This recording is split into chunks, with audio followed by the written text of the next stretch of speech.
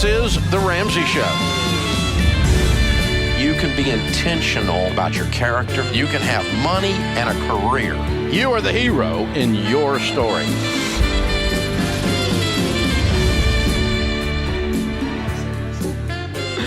Live from the headquarters of Ramsey Solutions, broadcasting from the Dollar Car Rental Studio, this is The Ramsey Show, where America hangs out to have a conversation about your money and your life. I'm John Deloney, joined with my good friend and best-selling author, Christy Wright. How are you? Hey, this is so fun. You and I haven't hosted together in a while. Have we ever hosted together? Yes. We did? I think I blocked it out. I don't actually know. I don't think we ever have. I think you're imagining things. But listen, everyone wants to host with me, so you're Well, right. that's a fact. That's actually not a fact at all. Hey, listen, give us a call at 888-825-5225. We have a packed house here. Everybody came to see Dave, and they got me and Christy, and we are excited to see it. You're welcome. Yes, that's right. 888-825-5225. We're taking your calls on life, on relationships, on mental health, on money, on anything you got. And Kelly and the gang are standing by, and we are happy to see everybody. It's Friday. It is Friday. We're in a good mood. Who's not in a good mood when it's Friday? And it's so beautiful outside here in Nashville. All right, let's go to Caitlin A. right down the street in Nashville. Hey, Caitlin, what's going on? Hi, you guys are the perfect people to answer my question. That's what I was thinking. I knew both it. of y'all. I love the start to this, Caitlin. Way to go, Caitlin. Awesome. Okay, so my question is, one, I just started my own cleaning business. I quit my full-time job because I was making way more money doing the cleaning business in March. Well, way to go and there. So it's doing Thank you. It's doing really good, but I got a second job because we're just trying to get out of debt really fast, or not really fast, but really fast. And so I was talking to my therapist about it, and she totally was against it. She's like, it's not good for your mental health. You always live in fight or flight mode. It's not an emergency to get out of debt. Dave Ramsey just doesn't care about your mental health, which I know is not true. So she was totally against me getting a second job, and I got it at a gym, so it's not too hard. And it's my second week this week, and I'm really enjoying it. And I got a lot of hours last week, and I did the math on it. We could be out of debt in 6 to 7 months completely. Why did your counselor tell you not to? Encouraging. Why did she tell you not to get a second job? There's something deeper than she just doesn't like Dave. Yeah, well, she says because I just started working with her, and I have a lot of trauma in my and she says that I constantly live in the back of my brain where it's fight or flight, sure. And I make everything an emergency, and I always try to fix everything for everyone, and she says I don't know how to relax, and she sees it as being unhealthy, and she's like, hold on, you're saying she a lot. Is there truth in what she said? Yeah, what she says is absolutely right. Okay, I hang on a second. Now. So you are paying a therapist, you're paying a counselor to walk through some challenges in your life with you, right? And you're paying this person, you're walking alongside them, and they're giving you a professional recommendation to, yes, get a new job, you're doing it, you're getting it. But based on where you happen to be right now, I'm going to recommend you slow down a little bit. Not because Dave's stupid, okay. Not because of, fill in the blank here. But I'm going to recommend you slow down. And so your first instinct is to run from that decision, right? Or run from her recommendation or his recommendation to fight his or her recommendation, right? And that puts you right. It just validates what they're trying to tell you. Does that make sense? Yeah, and I was trying, I want to listen to her. But you don't really want to listen to her? But it's just to me, the debt, I feel is drowning me. Okay. And it gives me, so to me, it makes sense to just work really hard for 6 months, and then I can enjoy the rest of my life. But I see where she's coming from, but I don't know, it's just really hard for me. So I just want to get out as fast as possible. I got that. So there's two sides to this. Number one, if you get to the end of any finish line and you've burned out everything, that victory is hollow, right? You've just created another set of challenges. And the other side of it is maybe she doesn't fully understand. Maybe she doesn't fully get it. And so maybe it's a mix of both. I'm never gonna tell you on a call-in radio show to oh, your psychologist is an idiot, you shouldn't do that. No, don't do that, right? So I'm always gonna tell you, if you're hiring a professional here and they're walking alongside you, listen to your counselor. And at the same time, I think coming with some sort of, Christy, I'm thinking some sort of compromise here between her and her therapist. You're looking at me like I'm crazy. No, I just have questions. I'm so anxious to ask you about this. Ask them. Okay, and I wanted to make sure you were able to... So Caitlin, some sort of compromise here to go with your counselor and say, hey, I've decided to take this second job, and I want you to walk alongside me, and let's come up with a couple of benchmarks here that we're going to know I'm over my head, that I'm starting to spin out, I'm starting to get exhausted, I'm starting to fall back into some of these fight or flight things, some of my default addictions and those kind of things, and that you're going to give your counselor permission to call you out on it. Okay. There's one question I have in relation to Caitlin, and I think you're talking about this, but at what point are you able to look at the fruit where one of the things I paid attention to that Caitlin said is like, I really enjoy it. It's like, I'm happy. I'm able, where you can look at the fruit and go, okay, it's not causing the outcome that she said it could cause. And then I start to go, oh, if it starts causing that, then that's a red flag. Let me pull back on my hours or whatever. But if there's fruit that's positive, is that a point where you can go, oh, maybe this is, like you said, more of a compromise? I'm curious about that in relation to Caitlin, but then I have another question. You can actually get addicted chemically to fighting and running. You can get addicted chemically to anxiety. So what that means is when things are a little bit calm and you spin everything up, or you take another job and you say yes to another thing and yes to another thing, it can feel good in the moment, right? I like see. you are hitting that addiction, like ding, ding, and it goes, right? Okay. And same as when you have peace in your marriage, sometimes I just got to spin up a fight here because I need the conflict because that's what my body needs. I've never done that, John. I have no idea. I was looking at Kelly, not you. I can't relate it all. Exactly. So some of us, and I'm talking about myself, who are addicted to the chaos, addicted to anxiety, the actual biochemistry of it will spin it up, right? Okay. I have a question, and it's not, it made me think of it when Caitlin was talking, but I think this is something that is so relevant for every person listening, certainly anyone that's ever been in counseling or ever planning to be in counseling. So at what point, because you make such a good point that you're hiring a professional for their professional opinion, but how do you discern in the moment that there is the possibility that they're wrong? And I say this, John, can I tell a crazy story? You can tell anything you want. I don't know if I'm going to get in trouble for this. They'll edit it later or something if so. I've never it's live, but go ahead. I've never told this story. But the reason I ask is because there are a lot of counselors, and most are good, and most are right, and most are awesome, and all that. You're going to have some that maybe aren't, or they just don't have the full context, or they're going by the script, or they're training and they're not considering the full picture, or the client's not being honest or whatever. So this is the crazy story. Matt and I, when we were dating and engaged, we went to premarital counseling through someone that was through a counselor, and someone that was recommended whatever. We didn't know. I mean, we didn't have counselors at that point, and she was fine. We'll come back to this in a minute. She was fine, but there was one thing she said that made me go, I don't think you're right. So we'll circle back to that. Ooh, cliffhanger. I can't wait to hear your answer on this. Cliffhanger in segment 1 right here. Hey, give us a shout, 888-825-5225. We're talking relationships, life, love, money, everything right here on The Ramsey Show.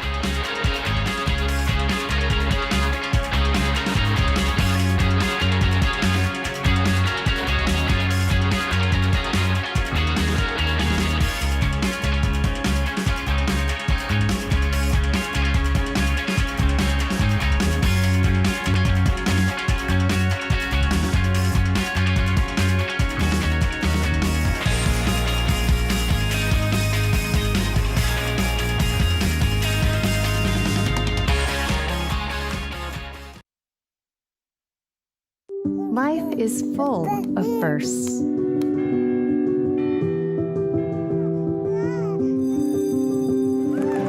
As the first and longest-serving Christian health cost-sharing ministry, CHM has shared medical expenses for its members since 1981. We believe you should have the freedom to focus on your health while being supported by a community of believers, giving you the opportunity to create many more firsts.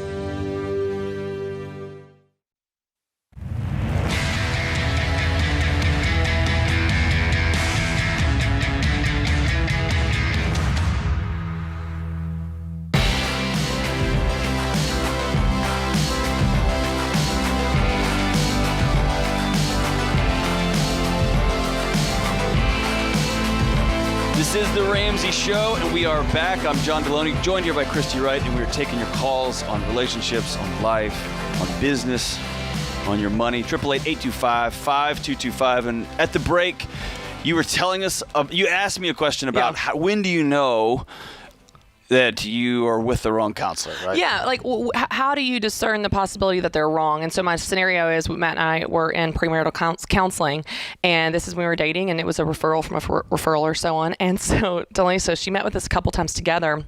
And then she wanted to do a session with us each separately. And so in my session with her, we're talking about Matt and I's personalities and our, just different things. And she looks at me, John, and she goes, "It's not too late. You haven't walked down the aisle yet." Like, she literally started advising me not to marry Matt. And, like, bless her. But, like, Matt and I don't have a perfect marriage, but he's the man for me. Like, God created us for each. Like, we have a wonderful marriage. So she was just wrong. Okay. She was just wrong there. And I felt it in my spirit. Yes. Because I was like, yeah, I'm going to not heed that advice because I don't think you're on point, And so that's an extreme example. And I know it's ridiculous that our premarital counselor told us not to get married. Like, we have a great marriage. And I just feel like she just didn't get the memo from God that we actually were supposed to be married. But regardless of the situation where you have someone very well-meaning and very well-trained that's advising someone, and of course, when you're the client, that can be hard because, like, well, to your point, they're the professional. And so what about when they're not? What about when they're not? I mean, not professional, but not right, maybe. It has to happen sometimes. Yeah, so there's a few things that I keep in mind. One is, like, right when you said that, I'm thinking of what a premarital counselor's advice is to give y'all some tools and some skills, and then to enter into a relationship with you. And oftentimes, if you've never been to a counselor, if you don't know what that is, you think, I'm going to go and listen, and they're just going to spit out some advice for me. And that's not what that is. What it is practicing how to be in a relationship with somebody. And they'll ask you questions and make you think about things and give you assignments that you're going to work on at home and things. And so I'm thinking, if I was doing premarital counseling, I would say, hey, it's not too late. And if your gut rises up and says, oh for sure he is, then you know. And if you went home and thought, no, you're right, this isn't too late. And so she goes, why did you choose him? I go, because God told me. Whoa. She was like, okay, well, I guess we're done here. I'm going to tell my wife that because I think she's still wondering, like, what did I do? Right? But I think, to your point, the discernment process, if you're asked, if your counselor tells you to do something that is outside your moral bounds, obviously that's ridiculous. Yeah. If somebody has listened to your story and says, I think a second job is too much for you right now. Yeah. I think this person's not for you. Here's what I would do. I wouldn't fight the counselor. I'd go talk to somebody that I trust and say, hey, I'm meeting with a therapist. They gave me some wild advice. Gotcha. Right? And use that as a relational leverage. If somebody misses the boat completely or tells you to do something stupid, walk away. Gotcha. And my big thing is it's all about gut feeling. Yeah. And because it's a relationship, if you walk in after a session or two, you're like, or three, I always ask people to say 3 or 4. I'm not clicking. I don't trust you. Needs to be a good fit. Yeah. I don't feel like I can fully just speak my mind here, my heart here. Then you should go find somebody else. Well, I think it's relevant for people that are in counseling and they're going, hey, is this advice on point? In this example type of thing. So anyway, I think if you're getting a lot of advice from a counselor, that's a problem. If you're getting what? A lot of advice from a counselor, right? It's going to be some recommendations and some assignments and some discussion. Cool. All right, let's go to Ashley in Buffalo, New York. Hey, Ashley, what is going on? Hi. I'm kind of going to graduate college this year, and I'm like really lucky. I was in computer science major in college. You're kind of going to graduate, or you for sure are? I'm definitely gonna. Stand up, Ashley. You are in Buffalo, New York, and you are going to graduate, right? Yes, sir. Yeah, good. Don't say sir. I'm not that old. Okay, so you are going to graduate, and you're an IT major, right? Yeah, computer science. Yes. Yeah, the IT is the way we said it back in the 1400s. You are. Computer science is the right way. Okay, so what's your question? How can I help? So the thing is that I'm really lucky. I'm going to at least be making $90K a year because, that's the current offer I have. But I'm going to have to, keep looking for other jobs. But I'm really lucky, through financial aid, scholarships, and my parents, I'm going to graduate with no debt. Awesome. But I kind of told my parents a long time ago. You kind of told them or you did tell them? I did tell them. She's kind of done a lot of things. Yes, okay. You told them. That I would probably pay back whatever they paid for school for me, which should probably be around $50K, depending on how much I make this year and how much I contribute with my part-time job. So I don't know if after graduation I should kind of go in the debt snowball first or if I should do the emergency fund. I'm just kind of not sure. So number one, don't kind of do anything ever again. You are too smart and too talented to kind of do things. Is that cool? Yeah. Okay, good. All right, here's the second thing. Do you know for sure, I couldn't tell, do you owe your parents this money or not? Was this like a statement that an 18-year-old said, like, I'll pay you back, and they're like, oh, great, and they're counting on this money? Or are you going to sit down and have to, and they're going to say, no, you're not paying us back? Like, what's the actual status here? The actual debt is I don't have to pay them back, but my brother's special needs, like very severely special needs, and they kind of don't have a lot of money for retirement, if that makes sense, and he's not going to college, so I kind of feel like the internal need to pay them back, if that makes sense. It makes sense. And Christy, I love your thoughts here. Ashley, my gut reaction is I would love for you to sit down with your mom and dad and say, I made a commitment to you guys. I told you I was going to pay y'all back. And what would this actually look like for us? It's not your responsibility to take care of your parents financially at this point. You haven't even graduated college yet. If they come to you at some point and say, hey, we need help with your special needs brother, that's a whole other conversation here. But right now, you have put yourself in the position of being their financial backup plan. And that's not your job, not your role. That's their responsibility. What I would love to see you do is to sit down and clarify your financial role with them, and then begins going through paying off any debts you have. You graduate debt-free. That's incredible. And now you're going to take this an awesome salary because you're talented and brilliant, and then you're going to be off to the races. Yeah, I think clear communication with your parents, Ashley, is going to be huge. So you just sit down and say, hey, I really want to do this. I'm going to create a budget that allows me to live on half of what I'm making, and I'm going to pay you guys back super fast. It's something I want to do. I know I don't have to do it, but I want to do. If you do, and you guys get on the same page and just you clearly communicate that. The other thing, I know we joked with you, Ashley, but seriously, I want you to practice not saying kind of. Because when you say kind of, you sound young and insecure. And you're not insecure. And you will instantly project more confidence that will then become real confidence when you take out weak words. I talk to women about this all the time. It's not just kind of, it's also, I mean, I just, or so, I'm sorry, I have a question. When we act pitiful, it does something to our sense of self. And so I want to help you truly practice this. It's just a habit. You don't mean to. We all say things we don't realize we do. But that's going to help you in the workforce, and it's going to help you in life. So work on practicing catching yourself, taking out kind of, I mean, I just, these weak words, and it's going to help you build confidence and project that really intelligent young woman that's in there, which you are. I just want people to be able to see that. So that's my second assignment in addition to the money question, but Love it. I think you're going to do it. You're going to do great. All right, Gabrielle in Bangor, Maine. What's up, Gabrielle? Hi. I'm so nervous, so bear with me. Sorry. Hey, we're nervous too. We don't know what we're doing. So, hey, how can we help? So actually my dad just decided to take out a loan for his family business. He wants it to be a family business. And I'm excited to do it with him, but I don't know if I should, but I'm not going to be doing it for like 6 months. Because he needs to get that set up on his own. He's that type of person. But he's not saying that I need to, but should I be helping him pay for the loan?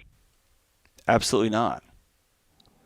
Okay. No, if your dad is running a business and he's deciding to take out a business loan. When you say you're helping him, can you explain that? Are you an employee? Are you a partner? Are you a co-owner? Well, right now it would just be, I guess, an employee, but he wants to, in about 6 months, like, it's planned to do well enough where I could just leave my job and make way more money working with him. Yes. You need to put in the arrangement that you're not paying this debt, regardless of your title or role, but make sure it's clear and it's on paper. And if you're going to become a partner to his business, y'all have to be on the same business principles, following the same plans, and have the same philosophies towards how you're going to handle your money, right? No, this is not your debt to pay off in any shape, form, or fashion, right here on The Ramsey Show.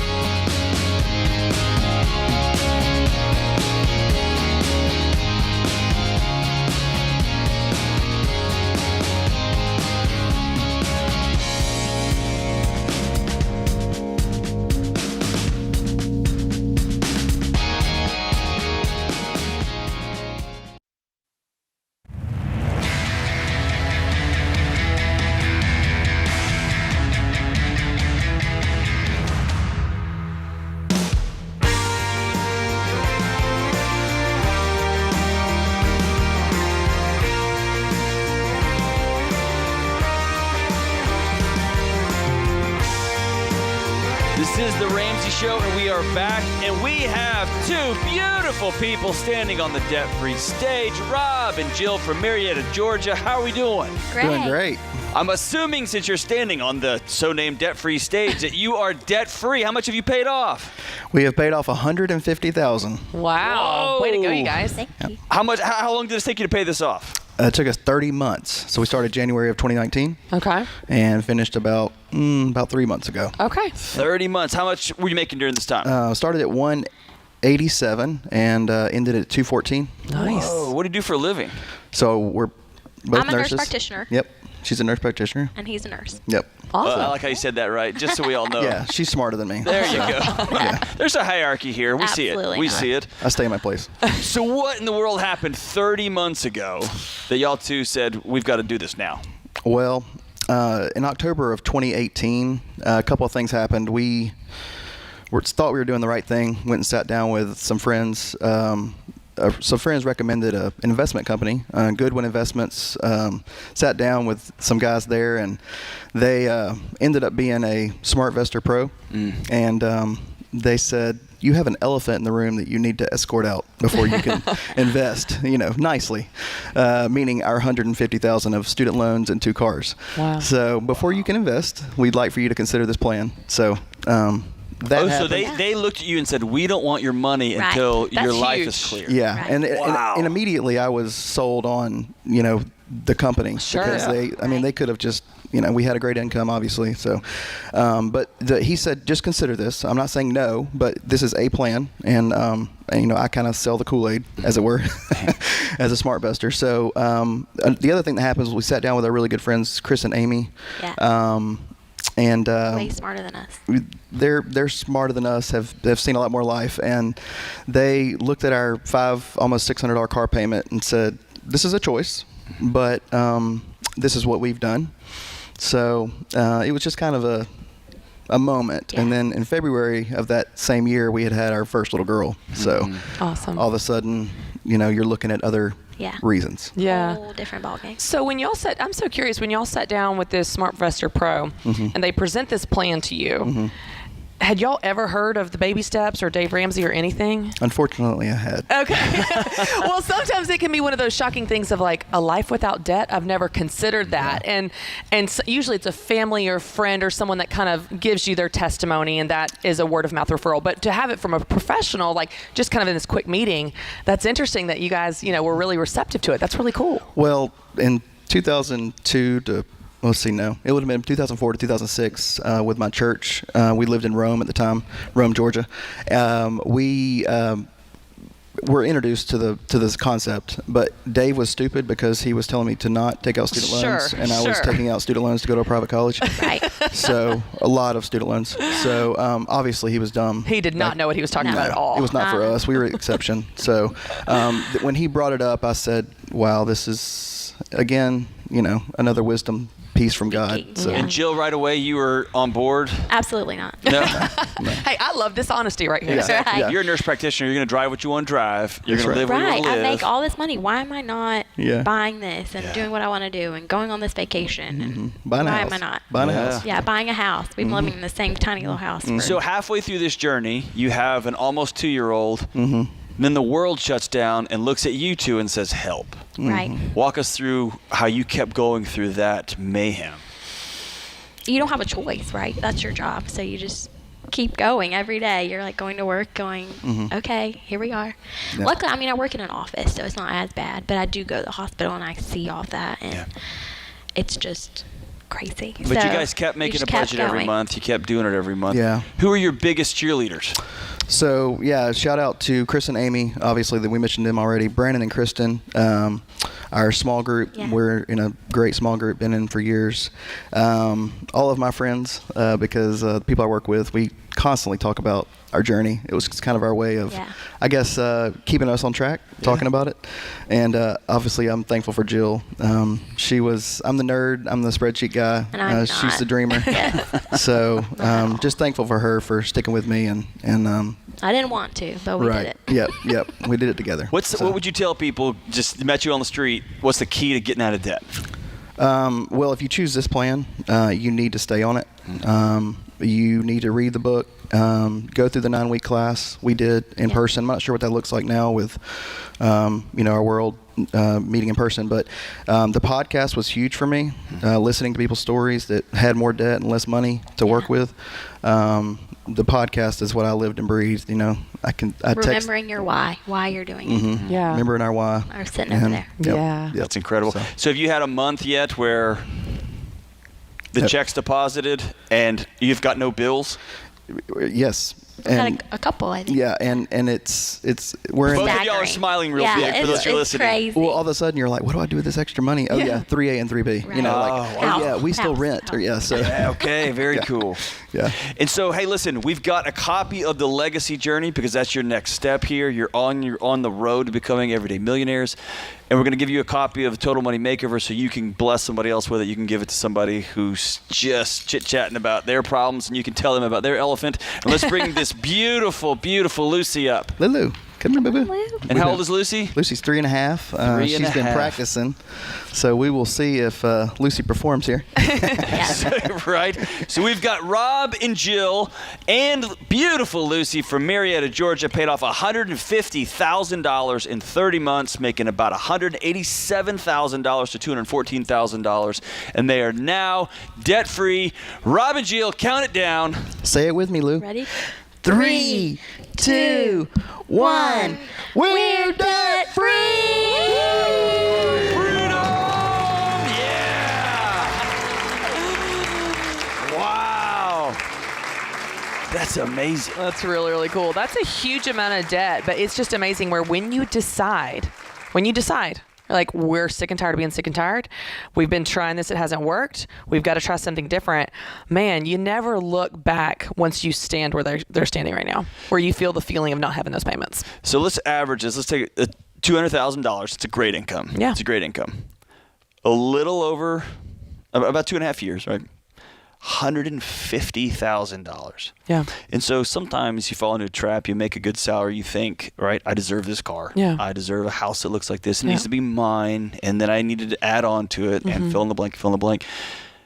And man, Rob and Jill sucked it up for 2.5 years. And that little girl, Lucy, man, she reminds me of my little girl. I can't, it's just, she's so precious. She's never going to know the $150,000 elephant in the middle of a living room, right? Nope. Because mom and dad said no. And the decisions that they make in 6 months and 6 years and 16 years are going to be so different because there's no debt determining those decisions. It's whatever decisions they want to make with the cash that they have and the freedom. And that's what I want people to understand. This is not just about money that we teach.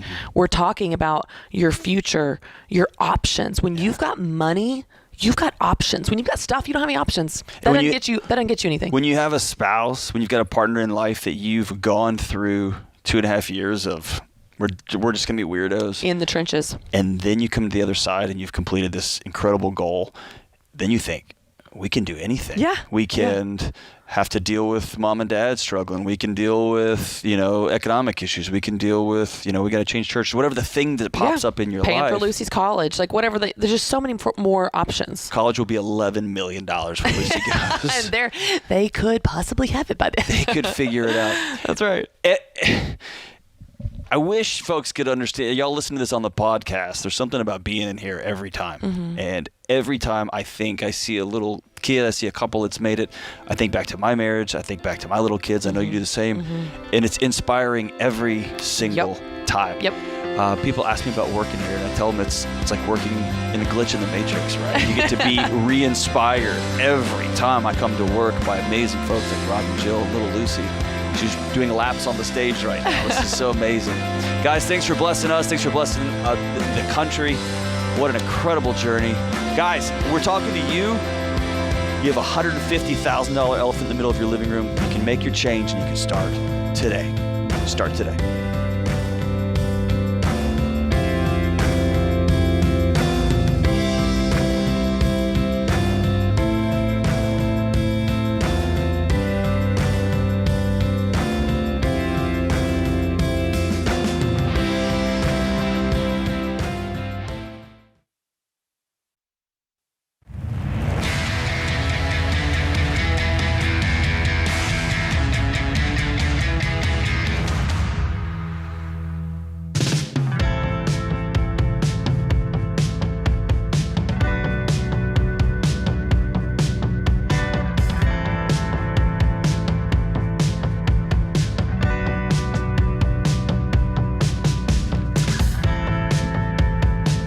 feeling overwhelmed or stretched too thin?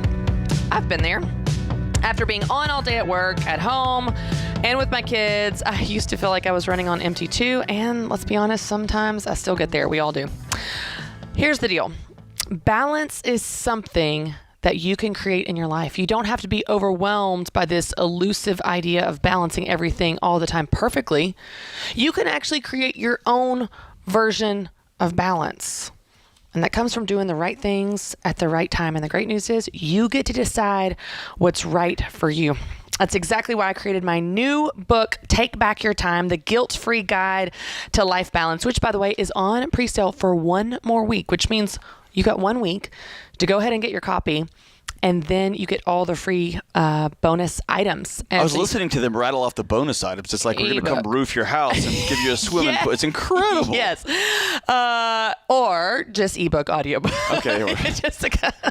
You get the ebook, you get the audiobook, you get a ticket to my event on September 16th, live stream here from Nashville. Me and Dave Ramsey are speaking. You also get access to a private Facebook community with me. And so it's our way of saying thank you for getting your order in early. So you guys have got another week to do that. We will still ship it on launch day, which is September 14th. And when you do, you'll be helping us with our marketing, which we appreciate, which is why we give you those bonus items. Here's the thing, John. I have started seeing reviews come in, which is like the greatest. Up, dude. It's the greatest feeling as an author because you're, oh yes, it's connecting. And what's really cool, I saw one today, and the woman said, this book has allowed me to take a deep breath. And I thought that was really cool because that's the heart behind it. This is not a book about how to do more. It's about how to do what's right for you. Yeah. And actually experience freedom in your life. And I think that's really powerful. So get your copy, Take Back Your Time, the guilt-free guide to life balance. You've got 1 week to get your pre-order and you get all the free stuff. I can't think of a book that is more timely and more needed in a season where, you know, was it going to be 2 weeks to flattening the curve and now we're a year and a half later, to everyone's had to do everything. And then there's industries have popped up telling you what everything's supposed to look like and here's the right way to do everything. And to be able to get your hands on, I love that piece, right? And we throw that word around a lot. We don't know what that actually means. It means dropping your shoulders, taking a breath, right? Well, it's so foreign to us. Yeah. I mean, we walk around, all of us, not just women, not just parents. You walk around with your shoulders up by your ears. Your chest is tight all the time. This is what you talk about with anxiety. And man, some of it is the culture and some of it is outside of our control. But man, some of it is within our control. Some of it is pressure we put on ourselves. A lot of it is, right? Yeah, just helping people understand why they do what they do. It's not, the way I've been saying it lately is that this is not just about the calendar. It's about enjoying the life that the calendar represents. And I want to help you do that. And so we've got to get to the root issue if we're going to fix it at the root level and not have it keep creeping up in the same way. I'm so glad you wrote this book. That's such a needed thing. Good for you. Thanks, good for John. you. And high five to you. That there's nothing more terrifying than putting a book out there and I know. the reviews come in. I know. And it's like you're like holding your breath. You're like, is it gonna? Are they gonna like? Are they gonna get it? Is it gonna connect? And so, yeah, that's been fun to see the last few days. I thought that when we were out of elementary school, I would stop asking the question, "Do they like me?" And still, do they like me? Jeez Louise. And there's millions of people right now that were just like, "Nope, we don't." Nope. All right, let's go to Abby. Thankfully, we never see that. Let's go to Abby in Fairbanks. Hey, Abby in Alaska. What's going on? Hi. Thanks for taking my call. You betcha. What's going on? How can I help? How can we help? So I'm taking the foundations class for high school, the high school one. And I'm just learning about different ways I can pay for college, and one of them is community. And I'm going into medical school, so I'm just wondering what my options are financially. What's the best option? So what grade are you in now? I'm a senior. You're a senior in high school or college? High school. Senior in high school. And what do you want to do in medical school? I either want to be a PA or a nurse practitioner. So you're thinking more nursing school, a program like that, versus medical school, which would be you want to go be a doctor or a surgeon or something like that. Yeah. So there's a number of different options, and I guess at the root of your call, you're asking how in the world can you do nursing school debt free, right? Yeah. So it starts on a foundation of a debt free undergraduate degree, right? You're going to that's going to be a commitment that you're going to make. I will not go into debt. That means I'm going to start at a community college if I have to. That means I'm going to go to in-state. I'm going to apply for every grant, every scholarship I can I'm going to make that a second and third job, right? I'm not going to go into debt for undergraduate. And then when you head into nursing school, there's several different options here. Sometimes you can graduate and go work and get a bachelor's degree in nursing and go work, and you can work for a place that will put you through nursing school. To get your master's in nursing or in your PA degree, you can do that. You can work along the way and take night school and pay for it along the way. You can go work and be a nurse with a bachelor's degree for a few years and save up and do it.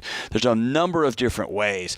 I want you to focus your next couple of years on making sure you graduate with your undergraduate degree debt-free, and then begin researching places that are going to support you in your work. Right now, agency nursing has exploded. It's all over the place. You're going to have a million different options here, but I want you to focus. I want you to take the right steps in the right order.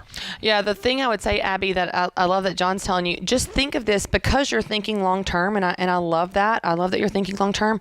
You will make different decisions now in your undergrad than you would because you know you want to go to this additional education. So, for example, if I were you, I would try to get as many scholarships as I can to pay for your undergrad so that when you work during undergrad, you're stockpiling that cash for your additional education. Whereas if you work to pay through school, which you can do, it's going to be hard to stockpile cash in addition to paying for your undergrad cash. You can do some combination of this, but I'll tell you, time spent looking for scholarships, which so many people get intimidated by, there's fascinating research on what you average per hour. Most people think, I'm just going to sign my name to a loan because that's all I can do. One guy I actually got to know and interviewed years ago, John, when I first started working for this company, he searched and searched and searched for scholarships, and he averaged out afterwards the amount of hours he spent searching for scholarships and the amount of money he made, and he averaged $900 an hour. Wow. There's not a part-time job in the world. That's right. That will pay you that. So it's worth the work to search and apply and write essays. Abby, do that. I would do that as much as you can for undergrad and certainly for your additional education, but start there. And then when you work during undergrad, you get to keep all that money for the most part. And I want to add that if you can, Abby, get a job at a local hospital, get a job at a local at a blood bank, someplace where you can be around the profession, because they're going to also have they're going to have insider information on, that nursing school helps you this way. Yes. This job will pay for your master's degree. So start now, have 4 years of working in the medical profession, and make sure you get out debt-free. And then the other avenues are going to begin to open up, especially if you put in the time. You'll learn more about what you want to do by being around it. That's exactly right. And you may go in for a year and be like, whoa, I'm not doing this. I'm going to do something else. That's right. All right, let's go to BK in Calgary. Hey, BK, we're up against the clock, so get right to your question. Hi, both of you. My story is pretty magical, and the magic was brought by Dave Ramsey. I started listening to him back in 2013. I paid off about $150,000 in about 38 months back then. But then life happened. We moved to Canada. I got a baby boy, and due to medical expenses and everything, we were debt-free at the time. So we wiped out our savings. And I've got about $7,000 in credit card debt that I'm working multiple jobs to pay off. Good by deal, the man. End of this month, maximum now. Hey, BK, we're right up against the clock, so get right to your question. Yeah, there we go. Thank you. You guys I'm actually also trapping an e-commerce company on the side. I started with $2,000. It's roughly about $8,000. It's just my savings that I'm trying to build up the company with, not trying to borrow. I've got about $47,000 in consumer debt, out of which $42,000 is a car, which I need for my jobs and other things that I do. So here's the thing, brother. Number one, you don't need a $42,000 car. You need to sell your car and get out of debt. Sell your car and get out of debt. And if your question is, should you pay off your consumer debt before you start funding a hobby, a side business, what's the answer? Yes. Yes. Pay your debts off. Start this side hustle debt-free, right? And never go back into debt again, BK. You know better. Life happened. You can do it. This has been The Ramsey Show.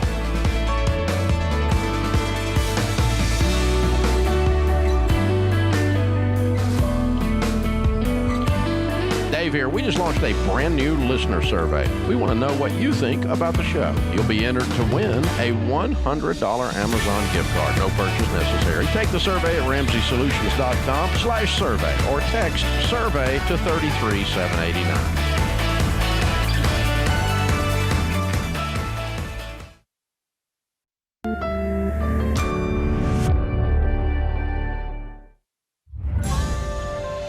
This is The Ramsey Show. You can be intentional about your character. You can have money and a career. You are the hero in your story.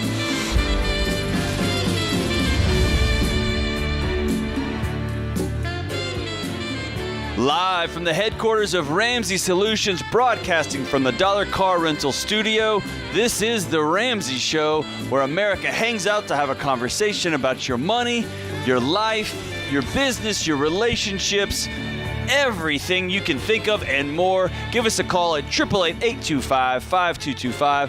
I'm John Deloney, joined here with my good friend and best-selling author and author of the soon-to-be-released rockstar book, Take Back Your Time, Christy Wright. And we are taking your calls on pretty much anything you can come up with. 888-825-5225. Christy, how we doing?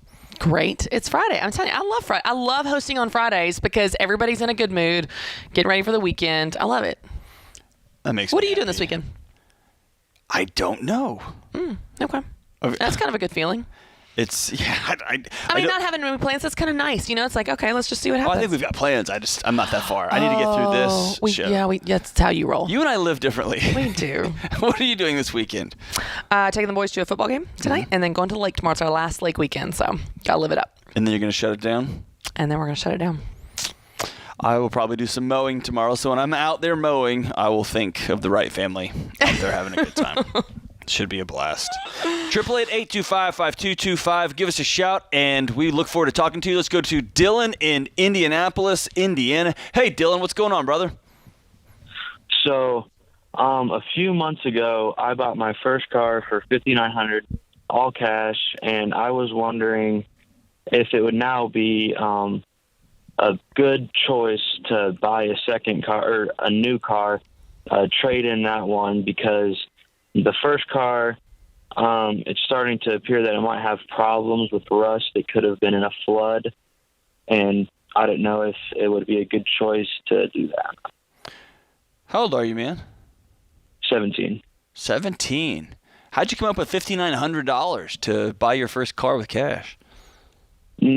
Part-time jobs over a couple of years. Good for you, man. Dude, you are awesome, Gavin. Way to go, man. I don't think I could have kept $59. Dylan. Oh, Dylan. I'm sorry. Yeah, Dylan.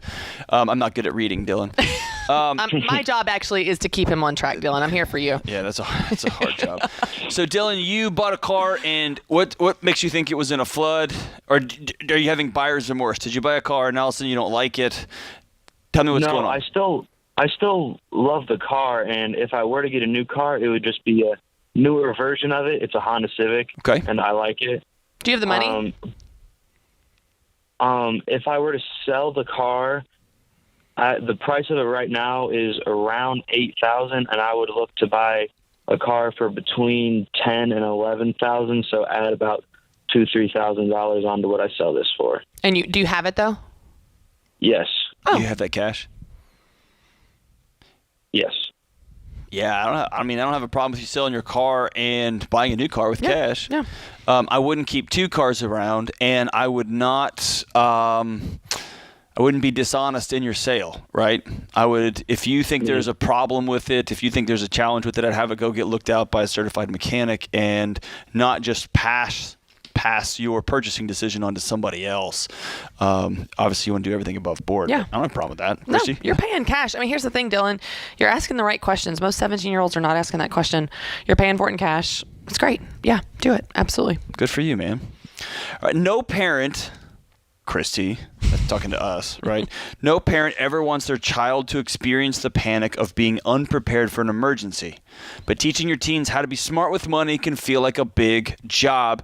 Lucky for you, we've got your back. With our digital self-study courses, you can rest assured that your teen will know the right way to handle money no matter what curveballs life may throw at them down the road. And the best part, no instructor needed. If your teen has a tablet or a computer, they're all set. You know what? That sounds like music to a parents' ears right now. No instructor needed, especially those who are still having to do school from home. Parents, text self-study to 33789. That's self-study to 33789 to learn more about all of the different courses we have available for your middle or high schooler. Very cool. So many of you say, I wish I knew this when I was younger. Here's your chance. Pass it on. When did you learn about money? When I was up to my eyeballs in debt in my mid-20s, and I realized something had to change. I mean, I truly was not taught money. Debt, say, I mean, I guess like, you know, in passing, but no one ever sat me down and said like, here's what this really is. And so I was the typical sign up for a free t-shirt, get a credit card college student. And so I got myself into a mess when I was in my early 20s, but it was like by degrees. I didn't, the minimum payment's $24. It's literally your statistic. And then in my middle of my 20s, I remember there was a month I had to call my mom and ask her to put money in my bank account. And I was so humiliated because I was a 24-year-old woman and I couldn't support myself. I wasn't independent. I value independence. I wanted to be financially independent. And it was that moment that I was like, something needs to change. And so I finally faced my bills. I wrote it all out, all my debts. And this was even before I knew Dave Ramsey. I was like, I just have to get rid of this. And then I got the book and got on the plan and all the stuff. But I literally learned, like so many college students, so many Americans, the hard way by like, oh man, this sucks. I work really hard and I still can't make my payments. Yeah. I remember graduating from college. I remember in high school, a guy at my local church stood up and said, I just got laid off and people were talking about it. Yeah. But I want you all to know I'm okay. I've started doing this thing. And this is when financial peace was in its infancy. And I remember that, and fast forward 6-7 years later, I took my first big job after college, making great money. And I ended that first year making great money in more debt than when I started, just because I got in the habit of not saying no. You're going backwards. I remember going, how did that happen? Well, you made a really good point, though, because I don't want people to miss this. You were talking about this earlier today, and that is when we get a promotion, when we get a raise, we upgrade our lifestyle, even if we have debt. So like in your example, I'm making great money and I ended up in more debt than I was in because we think, oh, wow, I got a new job, or, oh, I got a new raise. I'm going to go get a nicer car, get a nicer house, buy this stuff because I deserve it. But the truth is, if you're in debt, you don't own any of that stuff. You own all of it. You're actually in the red. Yeah. And it was getting redder by the day. Yeah. We've got to change the mindset that, oh, I deserve it, or I'm, when I need to upgrade my lifestyle. Matt and I, from the time that we moved in our house, we were newly married, for any raise that we've gotten or any, he's had different job changes. I've had different, good years and lower years, whatever. We haven't upgraded our lifestyle. And so the margin just increases, which gives you, again, power to invest, to give, to make choices about where you send your kids to school. Conley's in therapy, and I can afford that. And it's simply because we've maintained the margin, but you have to create it. That means that when you get a raise, you don't upgrade your lifestyle. And that can be hard. It takes discipline, but it's going to give you power and control. I think my wife is wondering why I think we keep downshifting our lifestyle every time. She's like, John, please, that car, let's don't drive horses to work anymore. Can we get a car? That's so cool. Yeah, if you can hang tight, right? It just gives you so much freedom in your life. That's incredible. 888-825-5225. Give us a shout. We are here. I'm John Deloney, joined with Christy Wright on The Ramsey Show.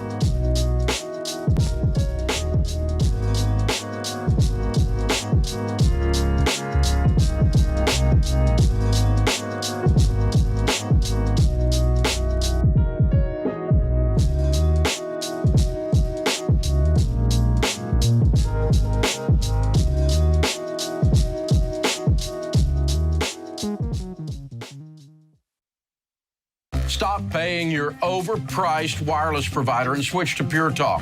They use the same network as the larger providers for much less. For just $30 a month, get unlimited talk, text, and 6 gigs of data with no contract. The average family saves over $70 a month by switching to Pure Talk. Just go to puretalk.com and enter the promo code Ramsey to save 50% off your first month. Pure Talk, simply smarter wireless.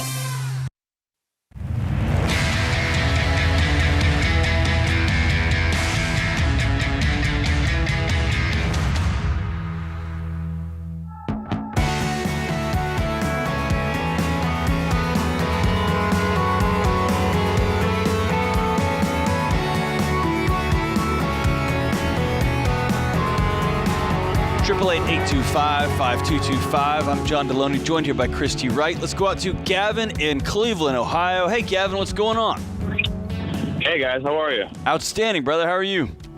I'm doing very well. Very cool. What can we do for you? I'm calling to ask about my situation. So me and my wife, we just got married recently, and we have about $36,000 together in student loans. But I also got a truck last year, and that's about $32,000. So I was thinking about selling it because I was looking at the baby steps, and I'm thinking that if I sell the truck, I should be able to pay everything off and be debt-free within the next 2 years. How much do you make, man? I make about $2,300 a month after tax. You make $2,300 a month after tax, and you have a $32,000 truck. Yeah, exactly. Well, it was like what you guys were talking about earlier, upgrading your lifestyle after I get a raise and stuff. I mean, I couldn't make it's just because I could make the payment. I was in a small car, and I should have paid it off before I knew any better. Oh, yeah. Hey, you and everybody else, Gavin. Listen, brother, it's I've so done normal. the same thing. Was it a little car? Yeah, I was driving a Chevy Cruze I have been in for the last 4 or 5 years. Dude, I had an 88 Tercel Easy hatchback. Same. It's like a Fred Flintstone car, man. And it felt so good getting in that big truck, didn't it? It did. It felt great. What's that truck payment every month?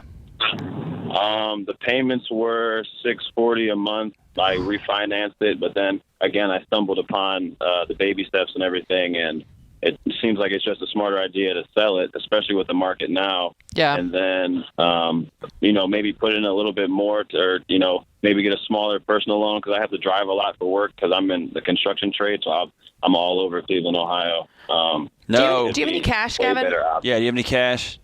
No, we have the cash saved for the baby step number 1, but not for the extra money for the car. Well, I would get some money back from the truck from selling it, though. Oh, you would? Yeah, but maybe about $2,000 or $3,000.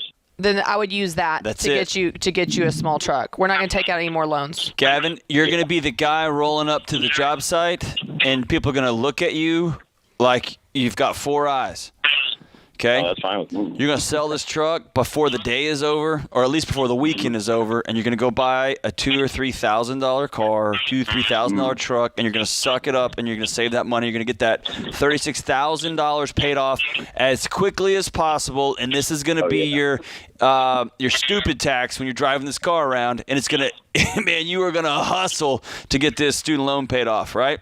Oh, yeah, for sure. I picked up a part-time job on the weekends, too, so I should be making extra $600 a month or something. Excellent. Go get it. But, yeah, brother, sell this truck before the weekend is over and never go into debt again. And, dude, don't go take out a small personal loan and get another car. Don't do it. Don't upgrade. Just call it. Well, right? And just think about when you get rid of this payment and you have a paid-for $3,000 car, that payment now goes to chipping away at that debt, and you're going to make so much more progress. Don't add to the debt when you don't have to, and you don't have to. You don't have to. All right, let's go to Jessica in Jacksonville, Florida. Hey, Jessica, what's going on? Hey, guys. How are you guys? Great. What's up? I am calling because me and my husband actually bought a vehicle, a Chevy Silverado, 2 years ago, 2019 to be exact. We finished paying it off earlier this year. We paid off $21,000 within a year and a half of having the vehicle. Mm-hmm. But now my husband wants to sell it because he wants a smaller vehicle that weighs less than gas. And I don't know if we should sell it or... You clearly do not want to sell it, do you? Yeah. No, because actually with the truck, we worked 2 jobs, and we were making double the payments every month. Mm-hmm. And then when we saved up it was about $12,000, we just paid off the truck just like that. Sure. So, Jessica, this is not a math problem. This is a marriage problem. It's not a problem. It's a marriage discussion. It's not a math problem. If you want to sell this truck and y'all decide to sell the truck, you own this thing outright, you'll probably do pretty well in the market right now. And y'all can buy a smaller car, and you could probably buy 2 small cars and split it up. You don't want to sell this thing. Why don't you want to sell it? Do you like driving it, or are you proud of the two of you for saving up and paying it off? I think that I'm proud of having this vehicle be the first and the last vehicle that we were going to have in a loan. Mm-hmm. And I don't know, like, I just feel that if we sell it, then we lose everything that we paid for, because we paid $21 for the truck, but when we went to a dealer, they offered $16. So I'm open to selling it, but I'm not open to just give it out for $16,000. Well, I mean, Jessica, we recommend you sell this private party, and you're going to get a lot more money than you would at a trade-in at a dealership for sure. You may even get close to what you paid for it, because the market is so crazy right now with inventory being low and used car, the values are up, especially if it's in good shape. So don't let that deter you. You just got to do a little bit more homework and research, get really good photos, get it cleaned up, list it private party, and then you will get more money. But I appreciate your honesty, because often we will make decisions, financial decisions, based on emotional basis. It's like, well, we work for this. It represents what we worked for, even though things have changed and you may or may not need it or want it right now. And it's like, oh, but I need to hold on to this because what it represents for me. It's and so, sentimental value, yeah, right? Yeah. So, I mean, you guys do what's right for you. Just like, you were saying, Deloney, it's a marriage conversation and decision. But you guys have the money. You're going to be fine financially either way. But I would recommend selling it private party to get more. So let's say you sell it private party and you come out straight across, $21,000. Someone writes you a check for $21,000. Jessica, to your point, you haven't lost everything you worked for. You and your husband did something knucklehead together. You took out a loan for a truck, and then y'all worked together. You worked really hard, and you accomplished this cool goal. And what you did as a couple is you leveled up. You realized we can dig ourselves out of a hole that we've created for ourselves by working really hard, being on the same team, creating a goal, dumping a bunch of money into something, and making it happen. So you haven't lost this thing. And if you get $21,000 and choose to roll back off and buy a $15,000 car, now you've got money to go in towards other debts and other things. I lean away from sentimentalizing, is that the right word? Stuff. It's a car is a car is a car. Yeah. And at the same time, man, I say that to act all tough. I really over sentimentalize things. Like it's like, oh, but this is the time, and you know what I mean? So I back away from that thing. Jessica, what y'all did together as a couple is great. And it's not about the car, it's about what y'all accomplished as a couple. And if you want to keep the truck, you can just tell them, hey honey, we're not selling this thing. Yeah, you still accomplished it. Yeah. It does not negate that at all. Deloney, I'm curious, because you have worked with couples for a long time. How do you help couples that are just at a standstill in a decision making about anything? They just see it different. It's to ask the question I just did. Is this about the truck or is this about what's it really about? What is the feeling here? Yeah. And one person has a feeling that says, it represents shame. I shouldn't have done this. I worked really hard 24 months to pay this thing off, and now it just stares at me in the driveway as a reminder I'm an idiot. And then for somebody else, no, this thing symbolizes what we can do, right? And so it has nothing to do with the truck. It has everything to do with the meaning we're putting on this dumb car. Yeah, we so often get, people call in and they say, how do I get my spouse on board? How do I get my spouse on board? And we hear it with money, the debt snowball. We hear it with business. I'll have women call me, hey, how do I get my spouse on board with my business dream or whatever? And I always think that's interesting because it is hard. In marriage, you face decisions from, gosh, Matt and I were at a standstill about where to put the fence in our yard. Like the stupidest stuff, all the way up to big stuff, like a car or, a business. And so it's hard. I'm just going to tell you, Matt, right now, you can fight it, brother, but you're going to end up putting that fence wherever Christy wants it, so you may as well Not go true. ahead. He won that one. He totally won that one. Yeah. And he was right. He won, but Christy, he lost. Matt. Falls. Matt, you lost. Falls. You got to take a dive on that one, brother. Wherever Christy wants the fence, that's where the fence goes, right here on The Ramsey Show.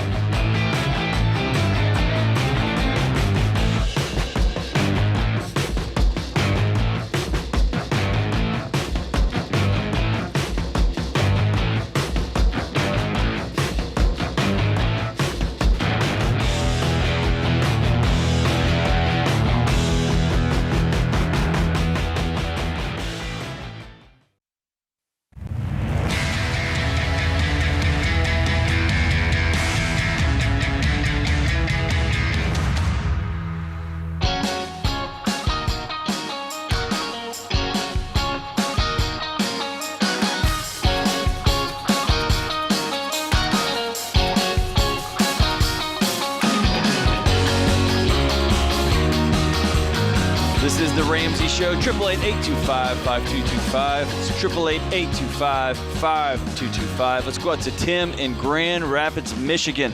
Hey, Tim, what's going on? Yes. Hi, how are you? Outstanding, brother. How are you? Good. I'm just looking for some advice. I got 3 teenagers. My oldest is 16, youngest is 13. Wait, can we just stop you there right now? Yeah. Okay. How are you, man? I'm having a rough week. That's a lot of teenagers in a little bitty house, brother. Yeah. Yes, it is. Whew. All right, so 13 to 16, 3 teenagers. All right, go ahead. So he wants a car. Well, we got him a car for, so he can go to work in school. I got him like a $4,000 car Saturday because his mom wrecked the car that he was driving a couple weeks prior. Everybody's okay, just the car's totaled. So we needed to quick get a car so he could go to school and to work. And then Monday, it sounds like his mom bought him a Honda Civic. We're divorced. I probably mentioned that, so we don't agree on a whole lot of stuff. But so then she knew I was getting this car. She went with me to get it, pick it up, look at it. And then Monday, my other kids, I was dropping them off from school after work. Like, why didn't he take my car to school? It's like, oh, he got another one Monday.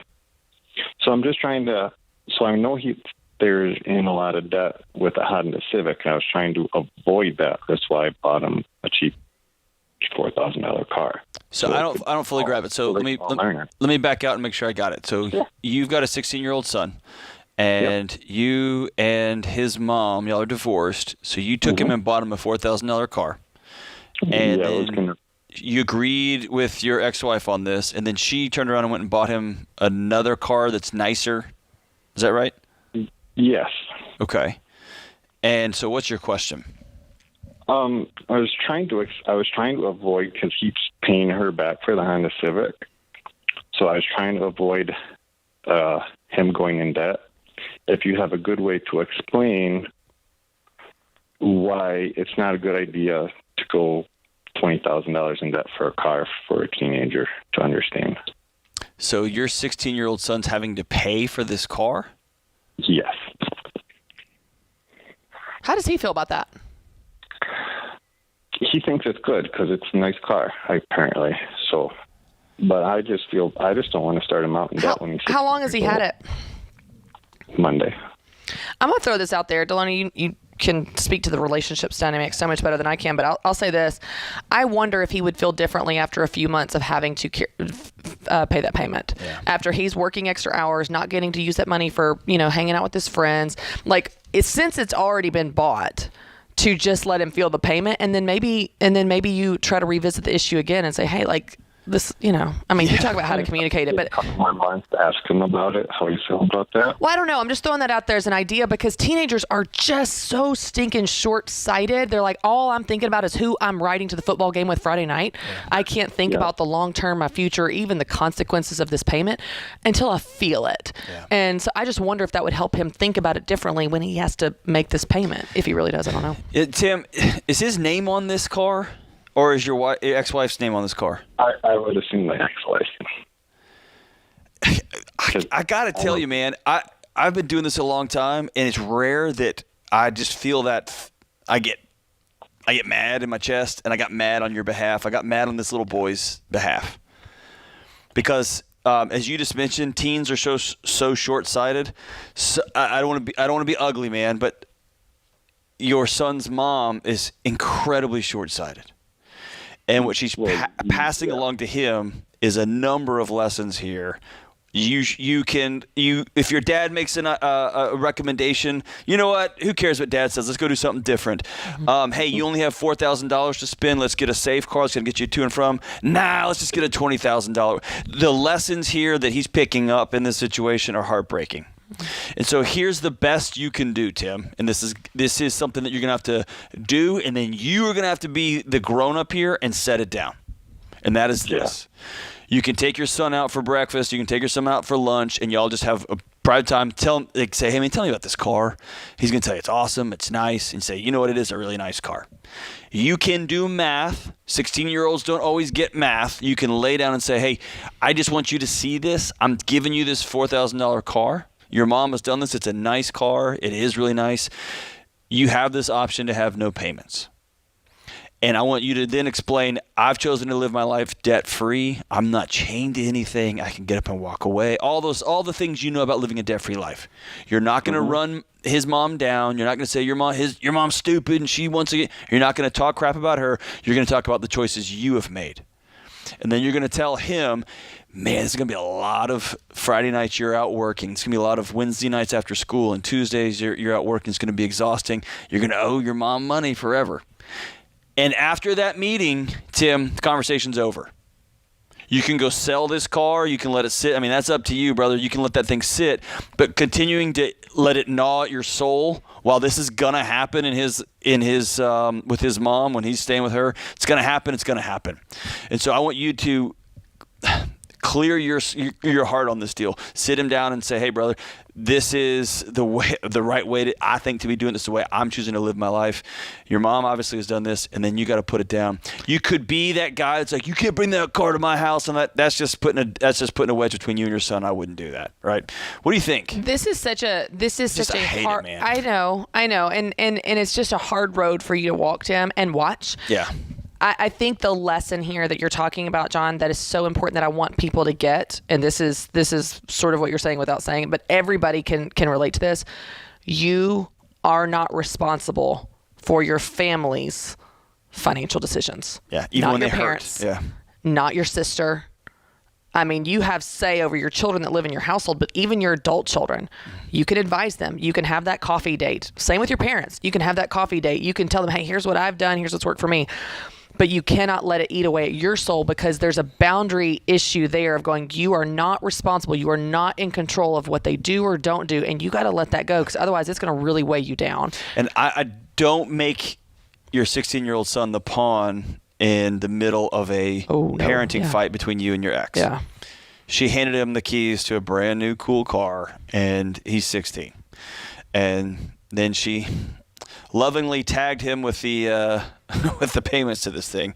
Man, that gets me fired up. I'm most fired up on your behalf, Tim, because of the undermining.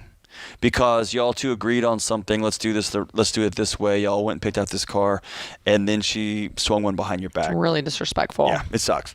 And you're in a hard situation, and so the only thing you can do in the situation is you can control your thoughts, you can control your actions, you can take the high road, you can treat everybody with dignity and respect, and you can go on about your day. If I'm you, I am going to sit down and have a one-on-one with my son and say, not lecture, not, you know what you should be, here's what I've chosen to do with my money. And because I chose to do this with my money, I was able to buy you a $4,000 car with cash. You know what I would do if I were in your shoes, Tim? And I don't even know that this is right. This is just kind of my gut. Is I would have that conversation like you're saying over coffee. I'd hang on to the car for a few months. Yeah. And just let it be a visual of a payment-free life. And then after a few months, if he still hasn't come around, because he may after, I'm telling you, after a few months of consequences, you start to actually care a little bit more in any age in life, by the way, but especially teenagers. He might get tired of those payments, working those Friday nights. He might see that car and go, yeah, Mom, no thanks. So I don't know. I might hang on to it for a couple months. I mean, assuming it's paid for in cash and all that things, Tim, it's not, too big of a deal for you.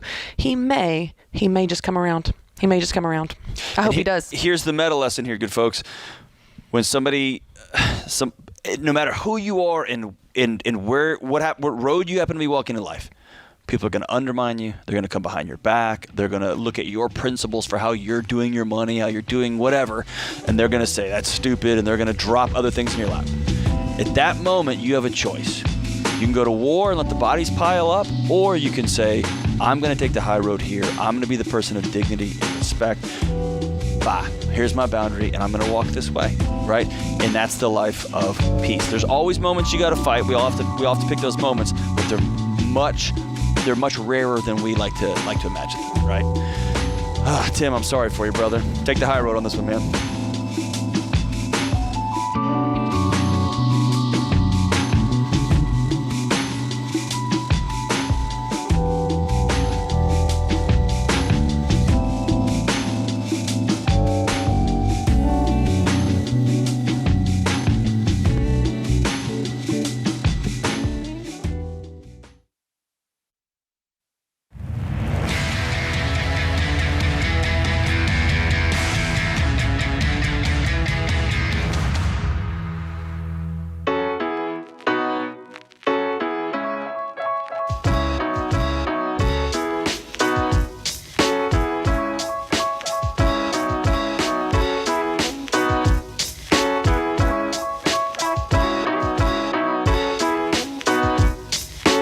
888-825-5225. This is the Ramsey Show. I'm John Deloney, joined by Christy Wright. We're taking your calls on money and life and relationships and everything in between.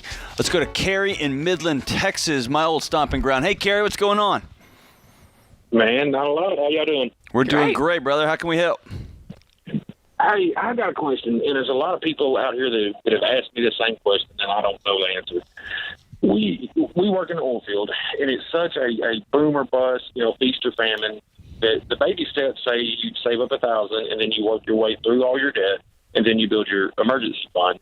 For people that have a job like this that could literally be over within the next week and be laid off, should you skip or should you swap step 2 and 3 to get that?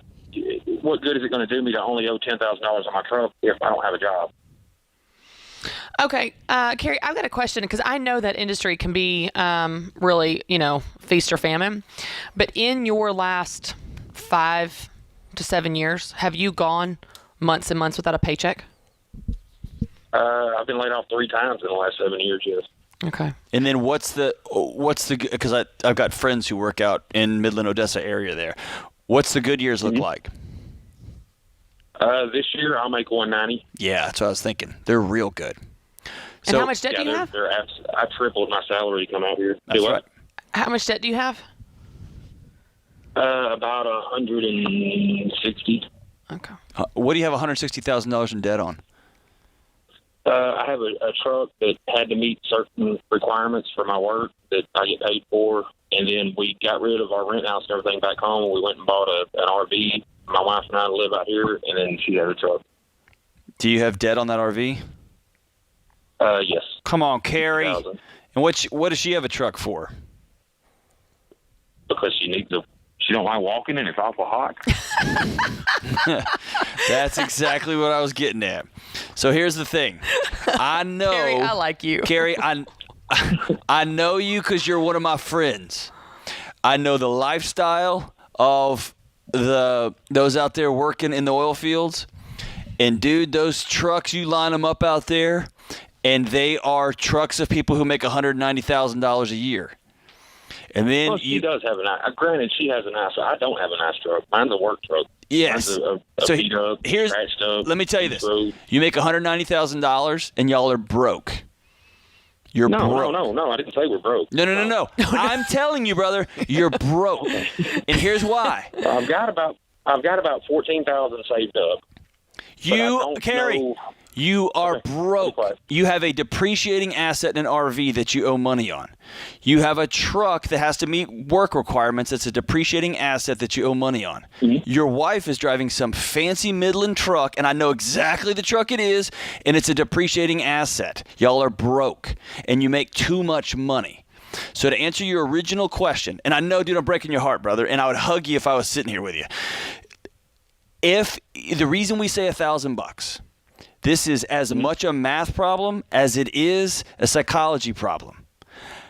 I want you to have $1,000 because I want there to be, it is about a tire blew out, and I don't have a used tire that I can afford because you are not going out to eat. Your wife is not driving a $60,000 truck. You're not buying a RV on payments. You're going to get one off Craigslist out there. The $1,000 inspires you to sprint, run. You are being chased by lions, and you got to get out of this debt. And if you only have $1,000, you're not going to stop and be like, you know what? Let's just go ahead and get that truck too. No, you're going to keep sprinting and running because, yeah, you're right. $1,000 isn't enough money. It's not. It's not enough to float you. It's enough to just duct tape the thing so you can keep stumbling away because that lion's coming for you, coming for you, and coming for you. What y'all have. What happens after you get past that point? Once you do have the money, then a flat tire is not going to be the end of your existence. Then when you're out of debt, then you immediately go to the 3 to 6 month emergency fund, and then you blow out all 4 tires, and it's annoying. It's not a shapeshifter. You get laid off, and you got 6 months emergency fund. Man, then you can go work at Subway for 6 months until the market comes back, right? Or you can. I mean, what happens if I get laid off and I still got $4,000 a month in bank notes to pay that That's what I'm telling you. I only owe $10,000 left. So but here's I don't have any money to pay it because I didn't have an emergency fund big enough. But Carrie, listen, your 3 big debts are all depreciating assets. You're not hearing what I'm saying. Sell your wife's truck today. I get that. Sell it today. Sell your RV today. You'll lose money on the RV. I'm being a smart aleck here, Carrie. But you're trying to say, hey, we want to keep floating all these big fancy toys, which is what a giant RV out there is and what your wife's fancy truck is. We have all these big fancy toys that we want to keep floating these things, but then we're nervous we're going to get laid off. Yes, you should be. You should be freaked out that you're going to get laid off because you have so much leverage on the other side of your teeter-totter here. Sell everything. Get out of debt. Even if you have to move into a hotel, move into a 1-bedroom apartment, or trade that down for the cheapest possible RV you can have.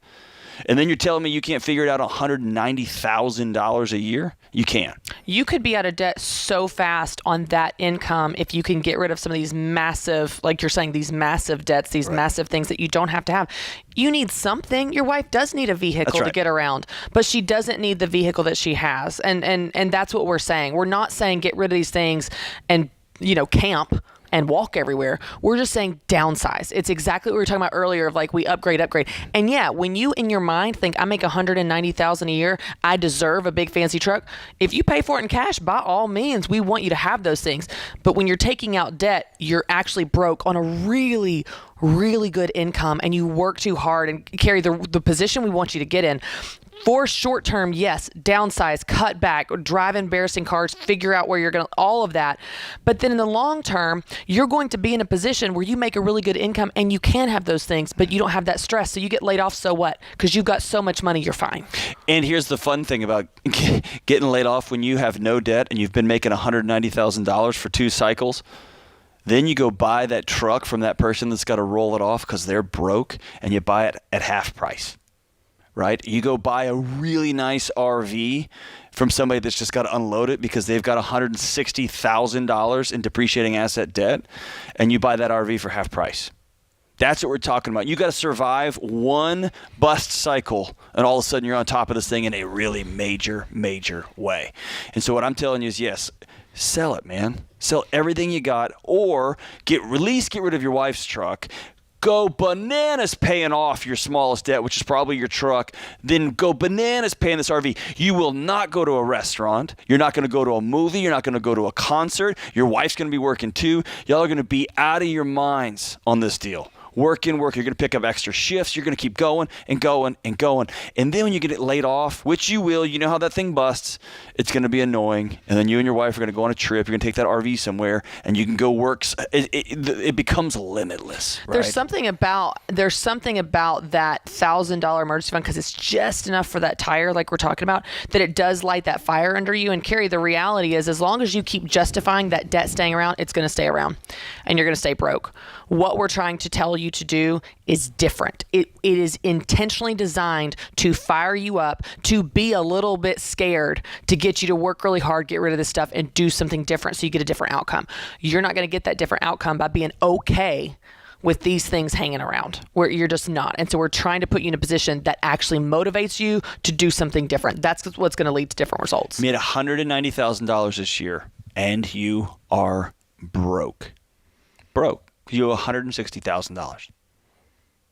And it shouldn't be that way. And you know that, man. That's why you're calling. And again, brother, I love you because I know you. You are my friends. You're the guys I went to college with. You're the guys I hung out with. You're the guys that were headed to med school and were like, man, I can make way more money out here. I know you, Carrie. And that's why I want to tell you that I love you.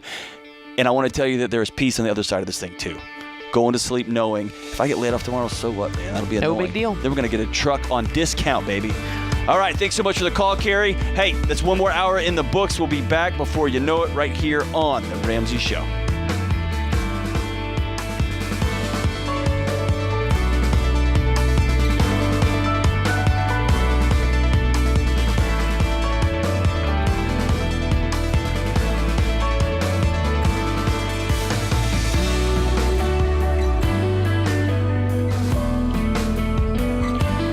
Dave here. We just launched a brand new listener survey. We want to know what you think about the show. You'll be entered to win a $100 Amazon gift card. No purchase necessary. Take the survey at RamseySolutions.com/survey or text survey to 33789.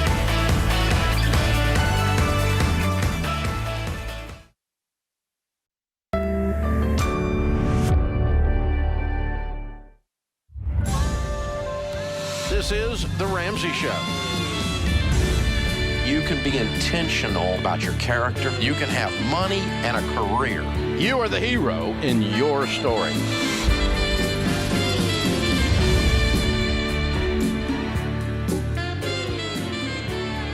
Live from the headquarters of Ramsey Solutions, broadcasting from the Dollar Car Rental Studio. This is The Ramsey Show, where America hangs out to have a conversation about your life and your money and your relationships and everything else. I'm Dr. John Deloney, joined here with my good friend, best-selling author, and all-around just good human being, Christy Wright. And we are taking your calls on pretty much anything, right? Anything. 888-825-5225, anything. You said that so boldly. I mean, we're here for you. Whatever you want to talk about, we want to talk to you. Hey, listen, before we get going, we got a board full of calls over here. Kelly's been working hard. We're 1 week out. Yeah. Tell us about it. New book, Take Back Your Time, The Guilt-Free Guide to Life Balance. It launches 1 week from Tuesday, so that's September 14th. And so that means that you have 1 week to go ahead and get your pre-order for you, for a friend, Christmas gift, whatever. But y'all get it in pre-order because here's why. When you do, you get all these free bonus things. So get it and then give your friend the ebook or the audiobook or whatever. It doesn't matter. It helps us hit the list, which is it just opens up doors for opportunity for media and for marketing and to just help more people, which is what we want to do. So we want to say thank you. We give you the ebook, audiobook free. By the way, you know what? Something I have not talked about at all, so I'll mention it real quickly. Talk about it. When I wrote this book, I intentionally designed a free workbook that goes with it. So when you get this book, you get a free workbook that chapter by chapter has templates for you to do what I'm telling you to do. So for example, in the chapter on creating your ideal schedule, when I walk you through how to do that, the workbook has a template for how to do that. Or when I talk about setting priorities, the workbook has a template. So that's a pretty cool feature that I thought, you know what, I don't want people to just read it because there's a lot of tactical steps and takeaways. I created a workbook and you get it when you get the book. It's a free digital workbook. And so it just allows you to follow it step by step. One of my reviews that came in today, I was so thankful, said, the workbook is the tool you need to do this. It is so valuable, blah, blah. So it was just really nice. And yeah, so I want to help you put this into action. I don't want you to just read it. I want you to actually change your life with it. That's why we do what we do. So can I ask you a question? 1 week, yeah. Your hesitation is making me nervous/excited for this question. I don't know which I should be. When you just said create your ideal schedule. Yeah. That sounded amazing. You want to know why? But I have a spouse and 2 little crazy kids. They're not crazy, but they're kind of crazy. Yeah. And I've got an incredibly demanding boss, right? Same, we share. I've got incredibly demanding coworkers. Kelly, that's a whole other story, right? How do I create my ideal schedule? So it sounds kind of... It's ideal within your current reality. It's not ideal in an alternate reality where you have no kids and you're living on the beach. That does sound fantastic with drinks with little umbrellas on. But here's the thing, and the reason I walk you through this exercise, and this is a powerful and very common practice in coaching, business and life coaching, but the reason we do is because when you look at your current schedule, you can't think clearly. You're just so in the weeds of all your commitments and all the things you're so used to doing. And so you try to move the puzzle pieces around and you just get overwhelmed and you end up with maybe a slightly different mess, but you don't question the mess to begin with. And so what I want you to do is I want you to start with a blank slate and go, okay, let me plot the things I know I have to do. Okay, I've got work. I've got to take the kids to school. These are things I have to do in my real reality. But then from there, you'll be amazed at how much time you still have to fill with things that are in line with what's most important to you right now versus, I've been doing that for 4 years. Was it still right for you? Because it helps you think about it more clearly and differently when you start to move things over. Okay, I'm going to put things I have to do. Then I'm going to move over things I want to do that are important and a priority right now. And then I'm going to add some new things that maybe I never had time for before. You and I were talking even during the break how, man, some seasons that are hard can make marriage hard. So I personally experienced that.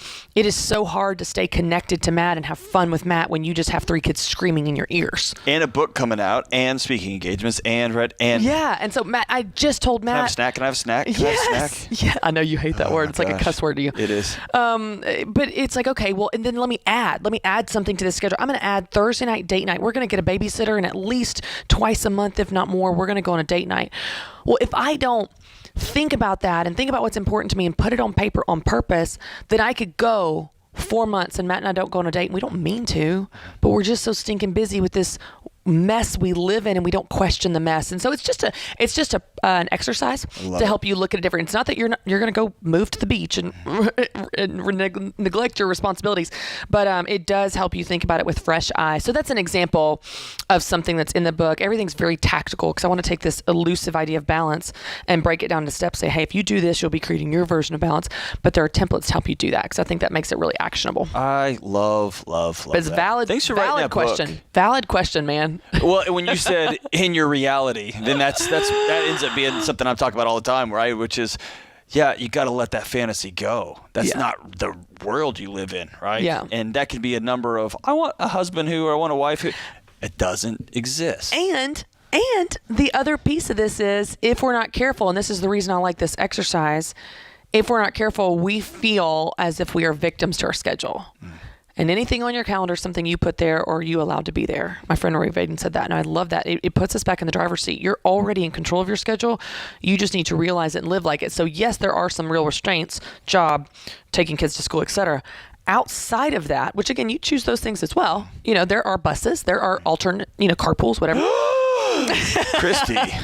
It just, once you start to realize, oh, I'm not a victim, I'm in control here, then you begin to design your week, your day, your life, and connect with your spouse on it. One of the things I have journal questions at the end of the book and challenges. One of every chapter, connect with your spouse. Connect with your spouse. What's important to them in this season? What do they want this season to look like?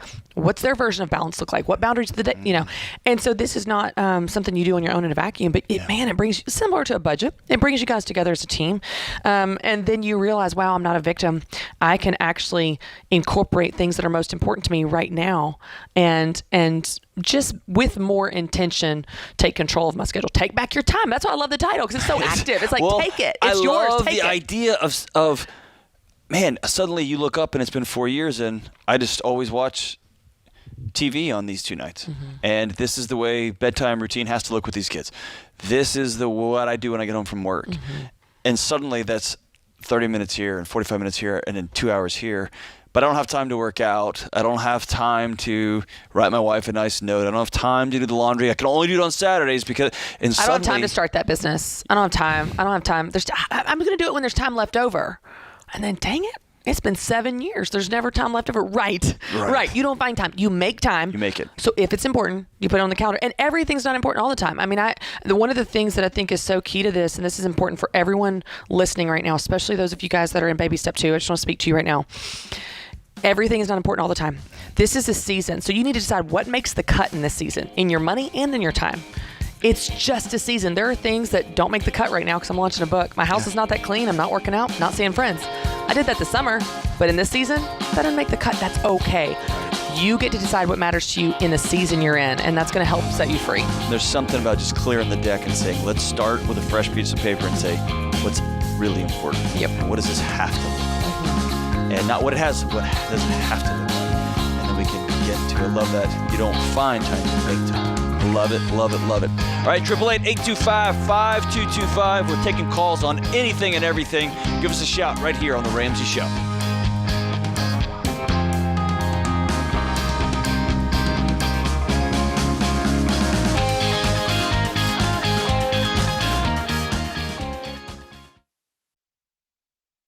What makes our show unique is that we genuinely care about our listeners. We're intentional about choosing the best advertisers to recommend. Blinds.com is no exception. They offer high-quality window treatments at unbelievable prices, and they make it simple to shop blinds, shades, and interior shutters with easy online ordering, free shipping, and a guaranteed perfect fit. Go to Blinds.com and take advantage of this week's special savings.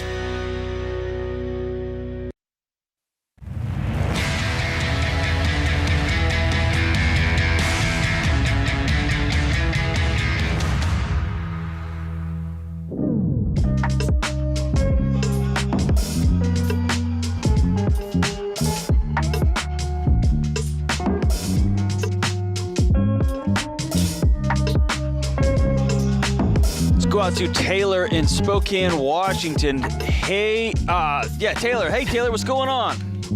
Oh, not much. How are you guys doing? Good. Hey, there's a Tyler on the board too here. So I looked at Taylor and then I started to say Tyler. Then I got all confused. I'm sorry, man. I'm new at this. Gotcha. So what's going on, brother? How can I help? That's okay. Well, I think you guys might have already answered my question a little earlier. Uh-oh. But that's okay. I'm calling about my wife. She's trying to start a little bit of a business. Her and I have been married 14 years, and today happens to be her birthday. So oh, happy birthday to her. That's awesome. Yeah, but in the last 4 years, she's been developing her art talent, and she does watercolors, custom watercolors, portraits, different things. Anyway, she's tried over the last few years to develop that a little bit more. But as a stay-at-home mom with 4 kids, it's kind of tough. Yeah. To find that schedule and the timing. And she's done things like put it on social media and some of those DIY sell websites and whatnot. But nothing's really kind of taken off, and it hasn't been the success that she's wanted it to be. What are the ages of your kids? 12, 11, 7, and 4. Okay. And is the 4-year-old in any type of school where she has some time at home, or is she pretty much with the 4-year-old all the time?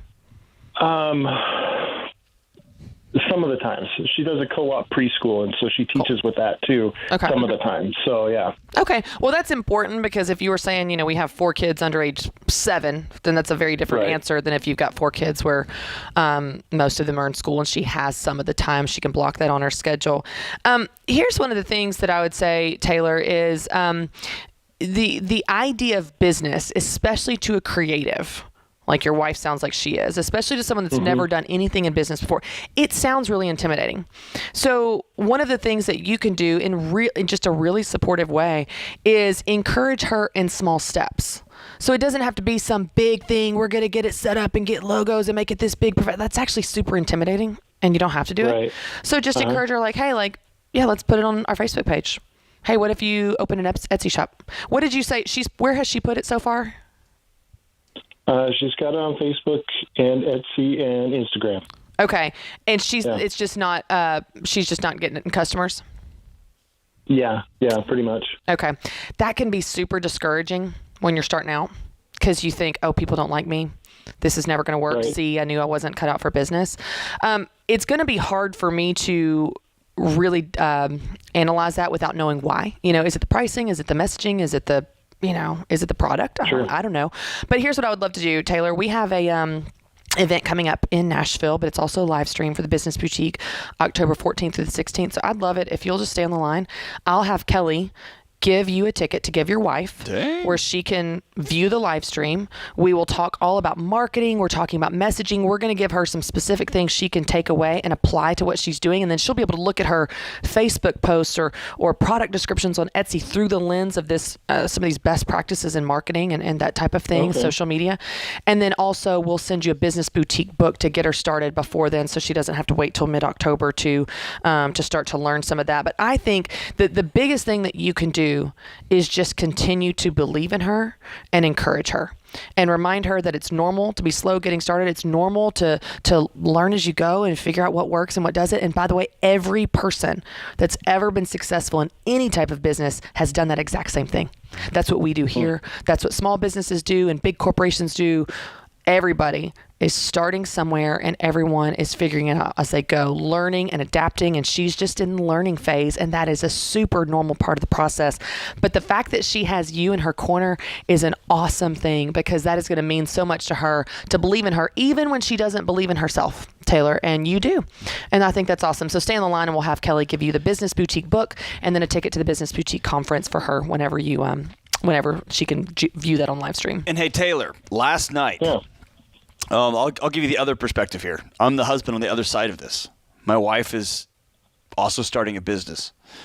Last night, I sat across the table from her and said, "It's now we're entering what I would call the vulnerable season, especially for creatives, right? It's not a matter of I just want to start a house painting job. This is I am putting a piece of myself on a canvas, right? Your heart. And so this is when they reject this painting, they're rejecting me, right? I leaned across the table and said, "How can I best support you in this season?" And what I didn't do was I didn't say, well, what you should be doing is you should be doing this. And, hey, you should call this guy because he's going to help it. It was, how can I support you in this season? And I'm going to let her, my brilliant, talented wife, speak to me and not try to solve her problems for her. Does that make sense? Yeah, it does. I want her to know I'm on her side, but that I'm not trying to undermine her. I don't know her business or her heart, but all those things. So I'm always going to loop back, and it's become a weekly thing. How can I support you now? And she's saying, I'm entering vulnerable season now, or this is just business creation season, or this is just, how can I support you? And I'm going to ask her to be honest with me. Right? There's such a great lesson there, too, for anybody, though, for any marriage conversation around this, because often we think we know what the other person needs, and we go right to that, or what we would want if we were in their shoes, but we're not them. And so I love that. There's such something so powerful in the simplicity of asking the person you want to help what type of help they need. How can I help? And how can I help? If your partner asks you, how can I help? Don't say nothing. You've got to be honest too, right? Yes. On the other side Yes. of that. You've got to tell the truth and say, here we go. We can help you. Yeah. All right, let's go to Matthew in Trenton, New Jersey. What's up, Matthew? How are we doing? Hi, thank you for taking my call. You bet, man. What's up? So my fiance and I moved in together in July, and I don't have any debt. She has a student loan, but she has been crushing her debt for the last 9 months. She's paid off about $40,000 so far, and I didn't want, prior to living together, I was living at home with my parents, and she was living at home with her parents. So, we're both now new to we're paying bills. We've got rent and all these payments, and so I wanted to do a nice thing and volunteer and say, you know what, I'm going to cover the bills for the next 4 months because she's expected to be debt free in October. And I said, you know what, I don't want to derail your debt free journey. I want to do a nice thing and help out. And I don't have any debt. I have a good amount of savings. I can afford it. The problem is I feel anxiety spending so much money. I'm not used to that. Like I said, I was living at home. When are y'all getting married, man? Spending a lot of money. Next summer. Next summer. So here's what I want you to do. Have y'all started premarital counseling of any kind? No, we have not. Okay. You're both moving from your parents' house to now y'all are playing grown up. Okay. And so I want y'all to go sit down with somebody who's going to be a premarital counselor. What's going to do? They're going to pose questions as a neutral third party, and they are going to teach you guys how to have these conversations in the meantime. Because here's what's going to happen. She's going to feel like your charity case. You're going to feel guilty. You're going to feel weird. And suddenly that guilt and weirdness, that's why we tell people, man, if you're going to play house, get married, and then put all of your money in the same account and work together on this deal. Because what you're doing now is you're trying to do both things here. You're trying to practice living together, and you're trying to practice the money thing, and then you're just going to have all these interconnected feelings and drama, and then it's going to be her fault and your fault. It's going to become a mess real quick. You're already feeling that, right? Yeah. Yeah, exactly. So, and by the way, you're going to take the way you did it at your house, and that's the only way you know, and she's going to take the way she did it at her house, and there's going to be this, it's going to be a mess. And so if you're going to wait a whole year to get married, man, you're already there. I'd say go find somebody this weekend, justice of the peace, and get this thing done. And then you dump it all in the same account and go for it. If you're not going to do that, then I want you to go get a premarital counselor, and y'all start walking through some actual steps that you can take to make sure you're having the right conversation, you're staying on the same page, and y'all are learning how to become teammates. Because, man, you're trying to change the oil in this car while it's driving down the road at 85 miles an hour, and you can flip this thing if you're not careful, okay? Don't get over dramatic. Go meet with somebody, and y'all start walking through these plans together. We'll be right back on The Ramsey Show.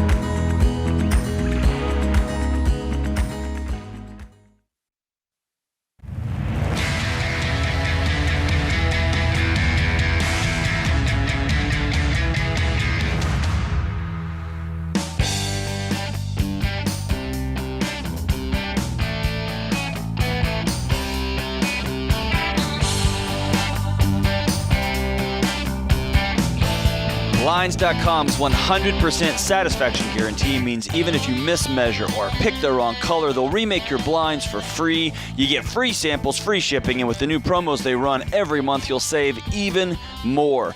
Use promo code Ramsey to get the best deal. Rules and restrictions apply.